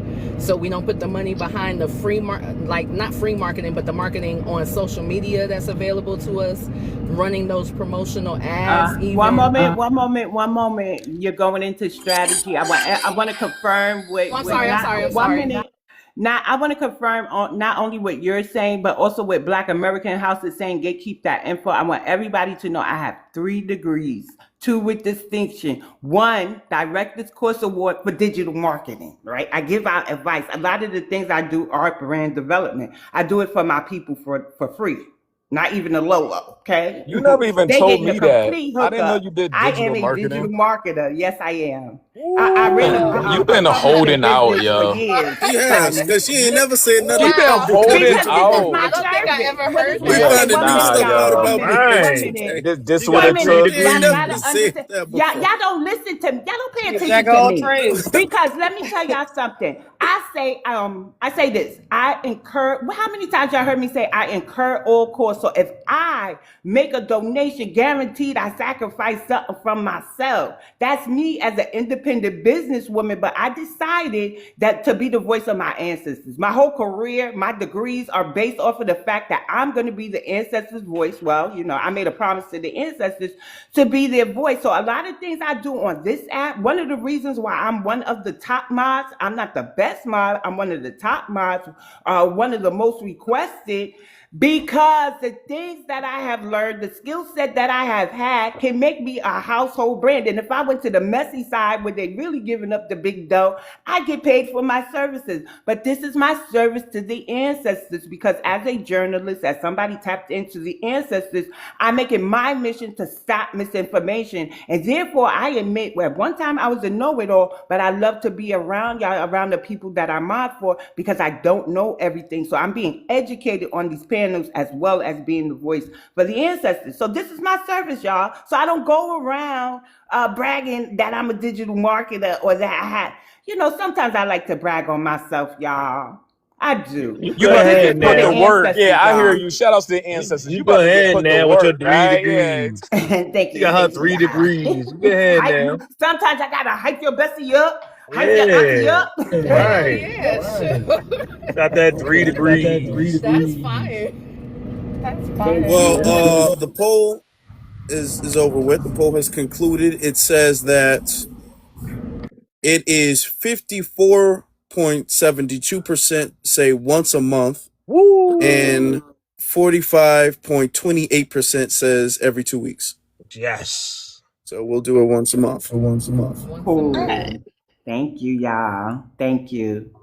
Yes, you Thank just gave you, me some y'all. relief. I ain't even gonna hold you. You just like gave me some relief because I'm in my digital marketing phase and you know a little bit about my industry I'm in, but I'm definitely gonna send some stuff over to you. I appreciate that information. Who you talking to, Simon? Nobody, You talking to me? baby. Nah, I You ain't talking talking to to Auntie nobody. or Basie? Because I we ain't both talk. have, I ain't you talking. know, I ain't saying nothing. I'm hitting people he's in the talking to me, DMs. Basie. No, he was I talking to love you too, you. He was Simon. Right talking now, they don't want to to get in trouble. So you just like, I didn't say that. I didn't say anything to anybody about anything. Okay, trying Sim, to get avoid your being in vote. It's trouble. once a month. All right, Can once I a just month. give my gratitude to you guys, everybody who joined the panel, especially to Afro Elite, who this was a spur of the moment last thing. I mentioned it on one of the echo chamber panels that I host on my page. And Afro said, yeah, no problem. And we're here. So thank you for believing in me and my ideas and helping to bring it to fruition. I think this was a success. Thank you to ZZ. I want her to feel totally comfortable as a co-host here on this podcast, right?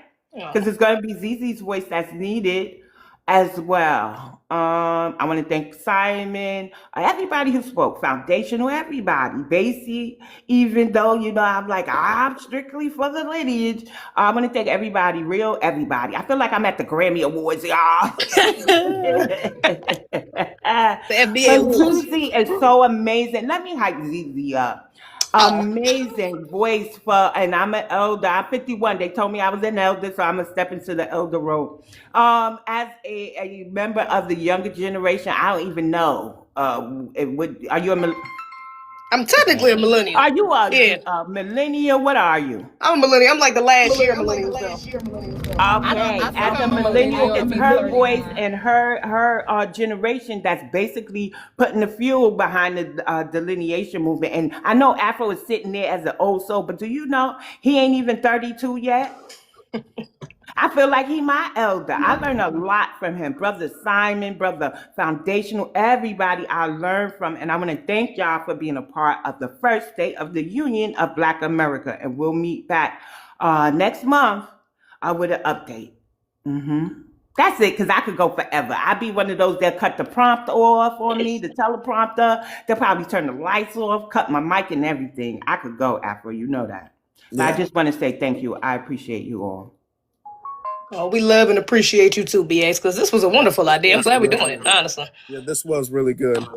We didn't know, and this is the thing, we didn't know how this was going to turn out. We didn't know where this was going to go, but this went really well.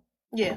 This For real. really did. Yeah, when you remove the voiceless voices from our facility, it becomes a great right. It's good to have echo change sometimes without the voiceless coming in and putting their little ones and twos in. That doesn't matter, right? So it was a good live. I enjoyed it. Thank you. I guess I could say this. Would we add a business component to it, meaning those who we vet and they are Black American businesses, just announce it on the panel? I think that's what's needed too until we get the directory up and running. Yeah, we could do Thank that. you. Yeah, because we don't want to rush the directory. We want it to be good. We don't want it to have any bugs or anything like that. So we want it to be, and we want a good amount of stuff. I think we want to take our time with it so we can have a bunch of different businesses on the website, maybe reviews and things like that too. Have it all nice and fancy. So, I don't want to rush that. Yeah, let's not rush things either. Like we're in motion. You know what I'm saying? Let's build so that when it drop, it has legs to stand on, and I then was we'll keep it up. We'll keep it maintained, but let's not rush things. Like whatever state you in, just start, doing your due diligence of finding what businesses are Black American owned, and so that we could come collect them into a centralized place. I land, man. Yeah, I was gonna suggest maybe if y'all in y'all areas want to establish a small committee to help y'all work on y'all directories, that would be great. I'm in North Carolina. I know Zizi, are you in North Carolina still? Girl, but I followed you because I still got family out there, and I will be visiting some of them restaurants you touched. I'm in Yeah, DC, Maryland. my fiance is Fuchsia's TV, so I know you know You him. lying? Are you for Yeah, real? yeah, you know him. So, but Yes. besides Oh, that's that, a small world. yeah, it's a real small world. So y'all, I remember when we were trying to get you on board a long time ago. So That's all anyways, that's a long right. story. But yeah, I'll definitely be working on that out here. So that's cool. That's a Well, would blessing. you look at that? I just For come your on. Would you family, look we at ain't that? but know about it. Man. That's I crazy. never knew ZZ had a connection to North Carolina. Yeah, What girl, I lived in part? North Carolina for 10 years. What Exactly. part? They don't even know. And I got Raleigh. who? In Raleigh, where she Raleigh. at? Raleigh. Okay, my Yeah. family's from New Bern, Pamlico, those areas. Okay. Okay, Damn, I got you ain't family far. in Raleigh too. That's crazy. Damn, Mm. y'all all cousins up in here. We That's Yeah, just we You all know we my we you know got to my look at family each from other's we North secretly family having Carolina. a tree or family tell each reunion. other's Not for real. surnames. You Yeah, I know got when family I in have Raleigh. I Sorry, we got had to family in turn Wake. in and put a family affair in here. Nah, for real. yeah. That's cool. Yeah, It do you tells know it. me and Shadow Band have the same ancestral names from North Carolina, and he said they were in close proximity to each other. We have the same surname on our family tree. I've been meeting a lot of people like that here on this here TikTok. Mm. Mm-hmm. Yeah, Yeah, tell Fuchsia's I'm in the my I'm family definitely from the coming over there. Raleigh Durham Rocky Mount Be cool as shit. area. I got family all down there. Yeah, I got family in Ah, Raleigh, Wake, North Carolina, Lanier, North Carolina. I got family all over there. That's all right. Well, I'm in Well, Atlanta. cool. If anybody in the chats wants to do what Raleigh suggested, I'm in Atlanta, so I would love to do a committee or meet up with somebody who wants to do the directory committee. There's a lot of Black-owned business in Atlanta, and there is a lot of FBA-owned businesses. I do ask when I'm in there to, like where your family from and how long y'all been in business. So I would love to meet up with some folks. Oh, I see somebody in the comments. They in Atlanta. Okay, just inbox me. Mhm. Yep. Yep. Has we have Cold World. Has he spoken yet or no? No. no. No. No, I haven't spoken. I'm just listening to the family, man, and enjoying you guys. Just want to say thank you guys and give much respect to everybody on the panel. Afro, BX, and ZZ. I want you guys to keep doing the good work, man. I'm supporting. I'm fighting on the ground. Much respect to that, brother. Appreciate that. All right. Anybody got any final statements or comments or anything like that before we Yeah, wrap this up? yeah. My final thoughts is family is, um, it's not as hard as we make it seem or make it think it is. Um, it's really as easy as just changing what you already do on a day-to-day basis, family. And put intentions in where you spend your money. That's it. It's really that simple. Um, Removing the convenience because they make a bag off our convenience, family. This is why they have something called the convenience store, right? They did that on purpose. They studied us. They watched us. They studied for years to find out how they can make a bag off us, and they kind of almost mastered it, right? So now what we need to do is make sure now we're intentional to make sure that we're going Black American owned business only to the point where now everything in your house is Black American owned business. Everything. Right. And so that's the goal, to make sure at least 85% of the things you buy on a day-to-day basis in your house is Black American business. Even I don't care if it's small business, it could be a small business, jewelry, whatever the case may be, online business, it can be a mom and pop, it can be whatever the case may be. But the intention and the goal is to make sure everything is Black American. And I'll land on that. All right. Anybody else have any final? Okay. Yeah, I go Yeah, after Tanya. I think foundational that was a great alley oop. Yes, it's called the convenience store. So they could have you keep paying for their support. They're supporting your convenience. We're gonna support our own convenience now. And that makes it inconvenient for them. Yeah, it's our money that's making it convenient for them in our homeland. And and making things just real disrespectful and putting all these stereotypes. They should feel uncomfortable. I think people should feel uncomfortable in the nation we live in due to the fact we don't let them drink off of mother's milk, right? Snatch the bottle. Babies hate when you take their bottle. You take a baby bottle, what it's gonna do? Cry. We're taking the milk out of people's mouths, and guess what? It's all right. They'll be all right. So you do have to stand on your own 2 feet, but I'll end with that. I appreciate Afro, ZZ, BX, and all the family that's gonna contribute and be the change that you want to see. Hit me in my DMs for anything, any questions, and I appreciate the family. Okay. Marshall gave the alley-oop with the word convenience. Simon brought it up with the disrespectful, I think he said, and they have to stand on their own too. Let me tell you about convenience and disrespect, right? It's okay to sit out the presidency, right? But state and local counts. The convenience, the disrespect is that we vote people who may be melanated like us, and they get in our politics and they play group economics. They prove we aren't a part of their group. Meanwhile, we're running around here treating everybody like we want to be treated, and we're being undermined and outmaneuvered.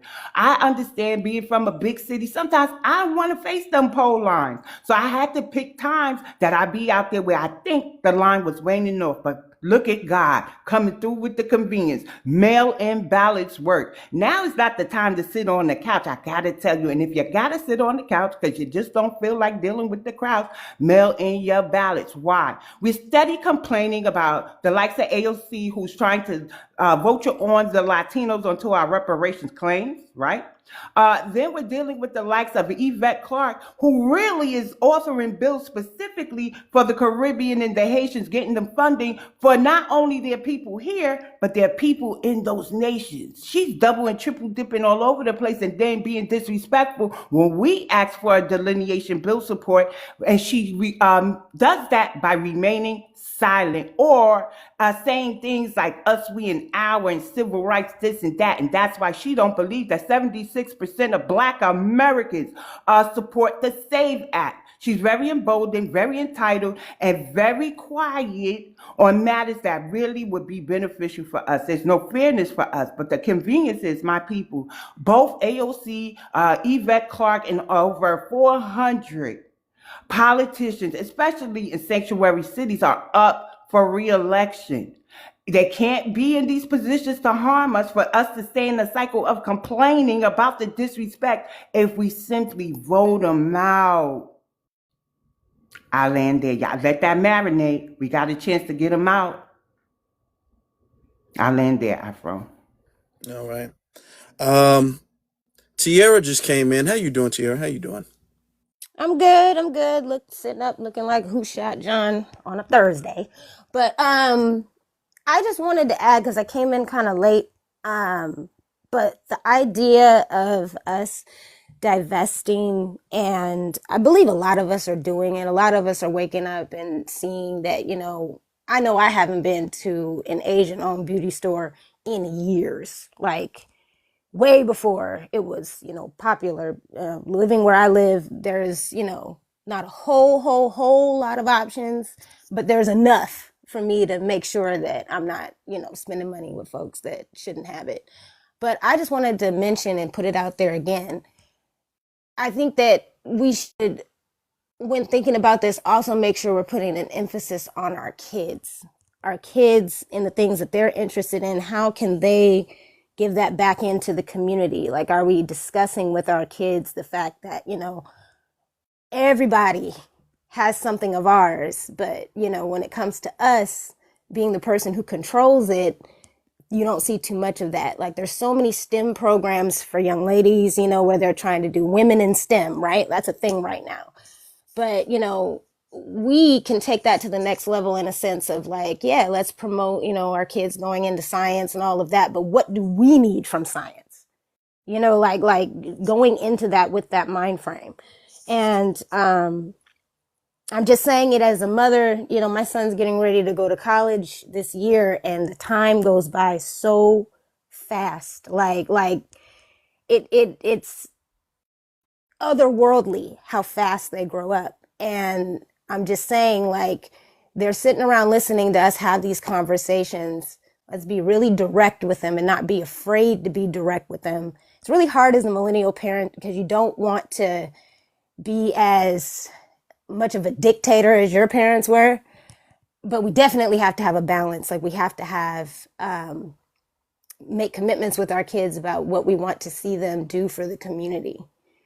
And so I just think that that's a part of us also healing and correcting how many of our elders didn't hand the baton off to us in a way that they could have, that could have been more collaborative, that could have been more, you know, like, let us support you through this. It seems like we've had to yank it away from them because it's like they just want to hold it. And so we can change that. I just want to put that out there that, you know, while we're talking about making sure that our community is supporting our community economically and politically, because again, now I got an 18-year-old that I have to begin to explain this voting thing to, when to do it, when, what to take off of these people, what not to take off these people. So adding to BX's point, I do think that the, like, checkmate would completely be for us to have abstained from voting to put them in a red spot and then vote them out, pick it up when we want to and use it when we want to. That would be checkmate for real, along with some other things. But I just wanted to put that out there, and I'll land. You know, I'm gonna just piggyback off of that. There's a couple things I want to say. I want to piggyback off of that point. That's one of the things that I feel like the going to college and getting educated, our culturally, we've had this big push for education, but the reason for education is to leverage that in society to get some type of Yes. benefit from that. It's not just to quote unquote find yourself.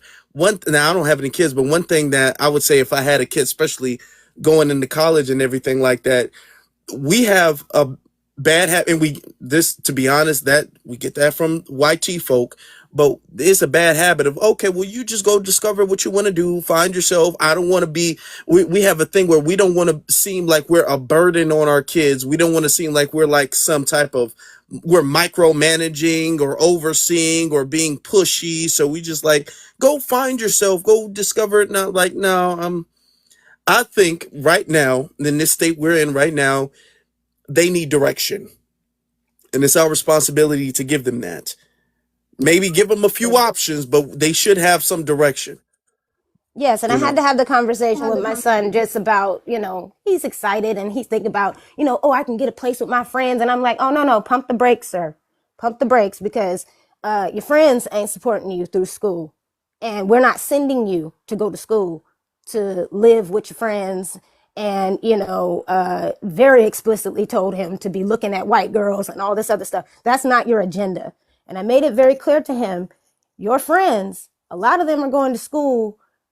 They don't know it probably, but in a sense, their lineage and their folks are looking to hold on to something that was stolen. Our lineage is looking to retrieve something that was stolen. You have to understand that your path is not their path. And this is a business. They don't care if you finish. They will take all that tuition money and not give you that degree. You know, like they're hoping, they'll tell you in 4 years, one of y'all ain't gonna be here. Look to your left, look to your right. One of y'all ain't gonna be here. They're hoping it's you. And if it's not gonna be you, they hope that they've messed your mind up so much that by the time you get out, you want to do stuff to the betterment of your enemy and not your people. So yes, please have conversations with your kids about what their place is in this fight, you know, so that they can get it right. alrighty And then. can I just piggyback off that? I was a paraprofessional in the EBD and autism setting, and I still do substitute teaching now. That's why I just left. A lot of vocational spots are available for our young boys, especially going through alternative routes, because a lot of them, the public school system is just not here to serve us. And a lot of our boys especially the boys, I say, would do a lot better getting their GED and going to a vocational school and getting that skill set and still being able to go to a 4-year if they choose to do so. But those skill sets are running low. I ran into a man who gave me some information about an electrician school out here that pays you while you're in school. So if anybody wants that information, I'd be willing to send that. But he was saying he works for the airport out here in Atlanta, and basically they need so much. And when it comes to the HVAC, the electricians, the plumbers, the carpenters, the welders, we are in need. So like, to the sister's point, like, finding out before your kids go to any school, whether it's vocational or a 4-year,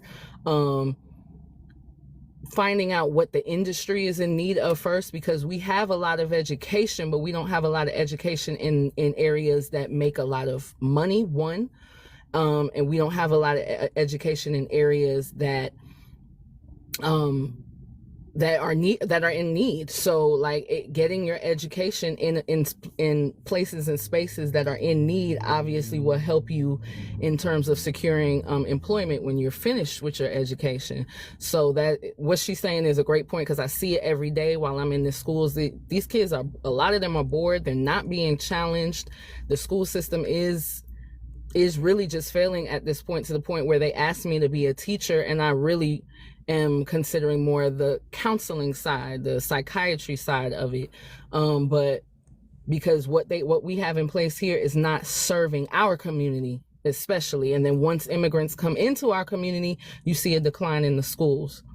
And I've been seeing that since 2017, since I've been directly involved in the school system. Once the immigrants come, and then my son is about to be 18. So once, I've been seeing it since he was born. Once an immigrant population here in Georgia is typically Hispanics first, and then a small European, East Indian, and then African. But especially once Hispanics come into the school system, you see the school decline. They no longer care to put that in. They read, like BX was saying earlier, like an hour or two ago, they'll put more resources into the ESOL, the ELA programs, and our kids are being left behind. They've taken the vocational, since I've been in Georgia, since I was 14, they've taken the vocational out of all of the high schools.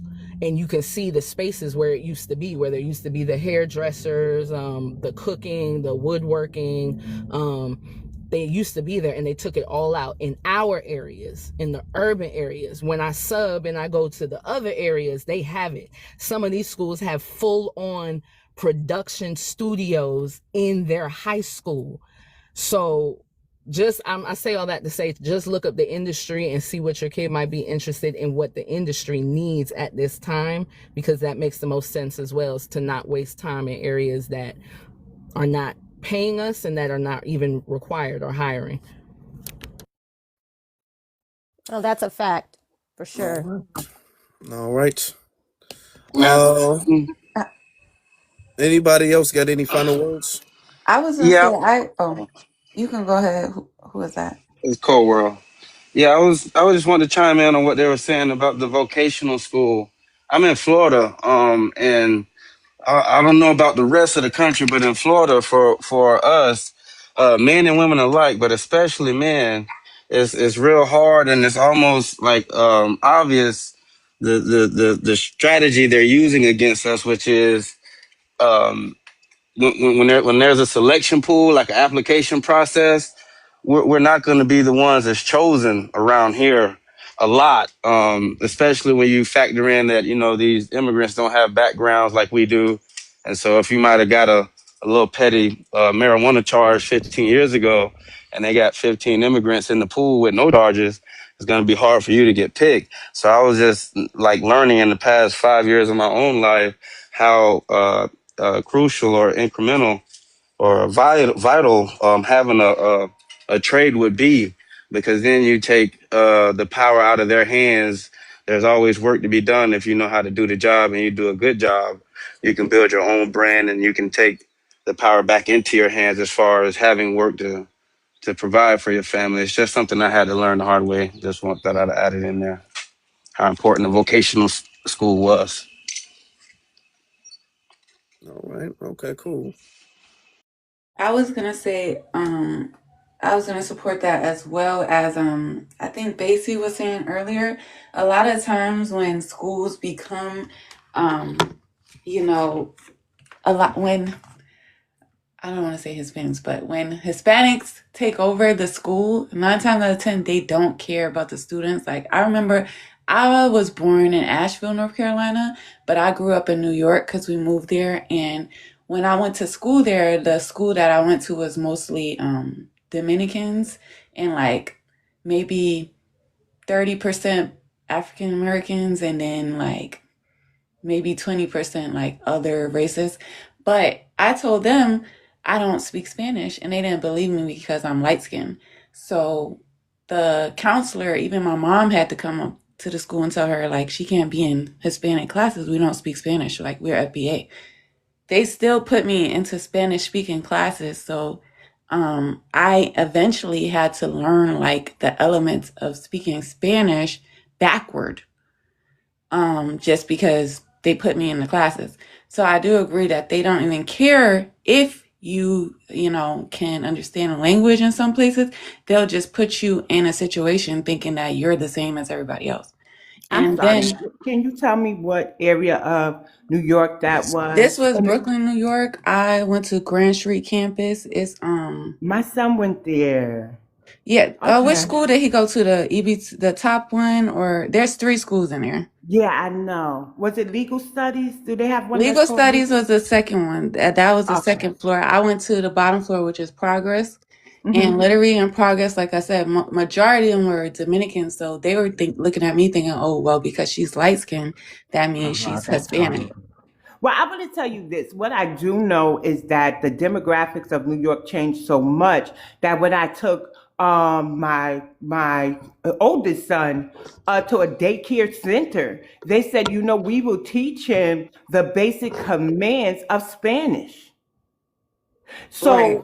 So New York has conformed to the immigrants. I remember in the 1990s is when they started, when I see my first bilingual needed sign, like bilingual speaker needed sign when I was looking for a job. So I was just wondering if maybe you had a case of because the population changed and not so much of because you're light skinned. Because I one thing wouldn't they're going to say do, what Dominican going to do is no, we ain't Dominican. They're going to know that no matter how right, light skinned we and are. that's the thing. Like, most of the Dominicans don't even believe in their blackness, but they're really not black. They're biracial. But um, what I'm talking about is, as a FBA person, they literally put me in a class. I don't speak a lick of Spanish. Like, none of my ancestry is Hispanic. We're from Asheville, North Carolina, purebred all the way back to 1870 in South Carolina is where my family. Actually, we're gonna be having a family reunion in Clinton, South Carolina this year. But yeah, they assume that I speak Spanish, and you can say that, you know, maybe it's because of the way the ethnicity changed. But I told them specifically that I don't speak Spanish. My mom told No them I don't problem. speak Spanish. No problem. That's not to negate your experience. I just wanted to make sure I had a proper grasp because I do understand. They start teaching our children, our black children, Spanish at a young age within the school. So I just wanted to have clarity on if they really thought that, or maybe you just thought they thought that. So, but you said they really told you that, so I got to be Yeah, they quiet because really that's thought your that. And my experience. mom came to the guidance counselor and sat with them, and they still put me in the class. That's what I'm saying. They still placed me in somewhere where we specifically told them that I couldn't be. Get what I mean? Yeah, I wanted to, Absolutely, I get it. and then what the lady was saying earlier too about raising our kids to know their position in the fight. My personal testimony is I can validate that so much because I married a white lady at the age of 21, and I made 2 beautiful kids with her. We've been divorced for about 8 years, but also just going into the work field because I was in the streets in the first half of my life. And so when I had kids, I wanted to be more mature and be more responsible.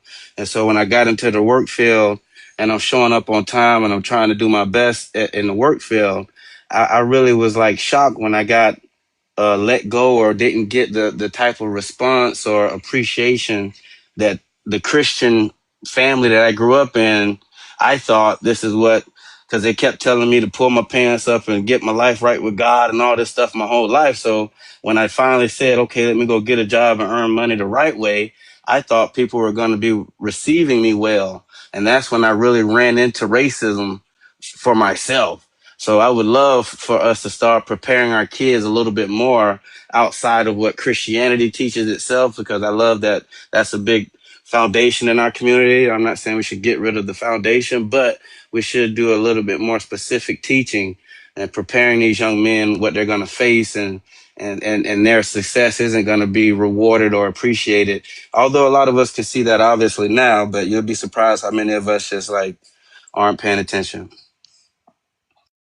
I think you're correct, but I also think that Black American women should have the same curriculum when it comes to teaching them about racism and stuff like that. Because nobody is exempt from having racism enacted on them as far as our community goes. But I'm with Yes, you. ma'am. Yes, ma'am. We do need to open some parts. Now, let me give credit to those of the delineation movement who have waken me up to the delineation movement. I could call them, they are some of our younger generation I will call first to a debate before I call somebody my age or older. I gotta tell you, Afro is definitely one. His temperament, I be the one up here crashing out. I literally do. He has the patience of Job. He does, and he knows the art of debate. And for what it's worth, I know y'all may not, I don't know how y'all feel about this one, but Kiki, I love going into a debate with Kiki when she on my side. But Kiki and me go at it. One thing about her, we could go at it. She'd be like, you're not an elder, you're an older. And then somebody from outside of our little community comes in trying to go at me, and she mutes them. One thing we're not going to do is talk like that to BX. So there's some of our young ones that just stand on business. Could be even a tad bit, but they stand on lineage business. And guess what? They protect Auntie at all costs. I love them for me. But I get you, sir. I get you. I don't want to go all around the mulberry bush. But so we're winding down. I think everybody has provided their insight, unless ZZ and Marshall have final words. ZZ's on teacup. Oh, there she goes. I'm back up in this one. My bad, I was rapping, I'm doing something.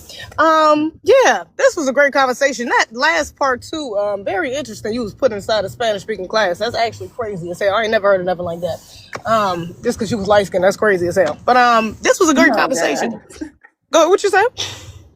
I said no for real, but if you know Joel Santana, the rapper, he literally recently talked about this same thing on a podcast recently about him being placed.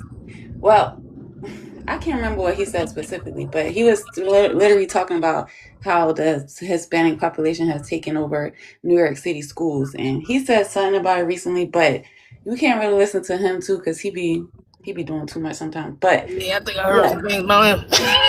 Yeah, but besides that, he was right on that. I'm sorry. And he talked about something about the schools. He is. Jules is a Black American, right? Yeah. Yeah, he's Black American. They in the chat they saying he's Spanish. He is not Spanish. He is Black American. And this is my thing with my people. Why do we name ourselves after Spanish people and the Italians? Like, why is your name Gotti? Why is your screen name Gotti? Yeah. You know, we sometimes do it to ourselves, but I think he may have had a godparent or something like that. But yeah, no, he's now Fabulous is bi-ethnic. Dominican and Black American. Noriega, we know, is bi-ethnic. Yeah. So, but Jules is Black American, yeah. Okay. Well, yeah, good to know for sure. But yeah, this was a good conversation. I very much enjoyed this. We definitely got to do this again. I'm excited for the next one for sure. I will say going forward, I think we should have like a couple subtopics we're going to touch on. So maybe we can work with me and you, Afro, can talk about that. Some, certain things we can touch on, so we have a little bit more direction within the conversation. But this was good, though. I appreciate everybody coming up. And BX, we love and appreciate you so much. You are the epitome of what an elder need to be doing up on these apps. Okay, not playing no games. So it's highly appreciated for real. These conversations are necessary. But yeah, shout out to the channel. Shout out to the panel in the chat. And yeah, we got to do this again. I'm excited for the next one. All right. Okay. Yep, they'll wrap stuff up. We'll wrap stuff up. So y'all come back. We'll do this. Y'all want to do this on the 1st? What day is that? Is that what y'all want to? Y'all want to do this like quite literally a month from now, or do y'all want to do this next month? Because that's a difference. I'm cool with the I feel like we should start it doing on the 1st. I feel like you know we should have some, because this was just the first time kind of. So we want things to get organized. That way on the 1st we can talk about the agenda, and then we can talk about maybe events that transpired the month before or something like that. So we can do that. I think that's a good way to organize it. Yeah, for sure. All right. So who's gonna close us out? I don't think I can close us out. You don't want to do it? Well, we just said what the date would be. All I'm gonna say is love, peace, light, and reparations to my foundational Black Americans or anyone of the lineage who could identify as such. I love us for real. Be one family. Be one. Peace.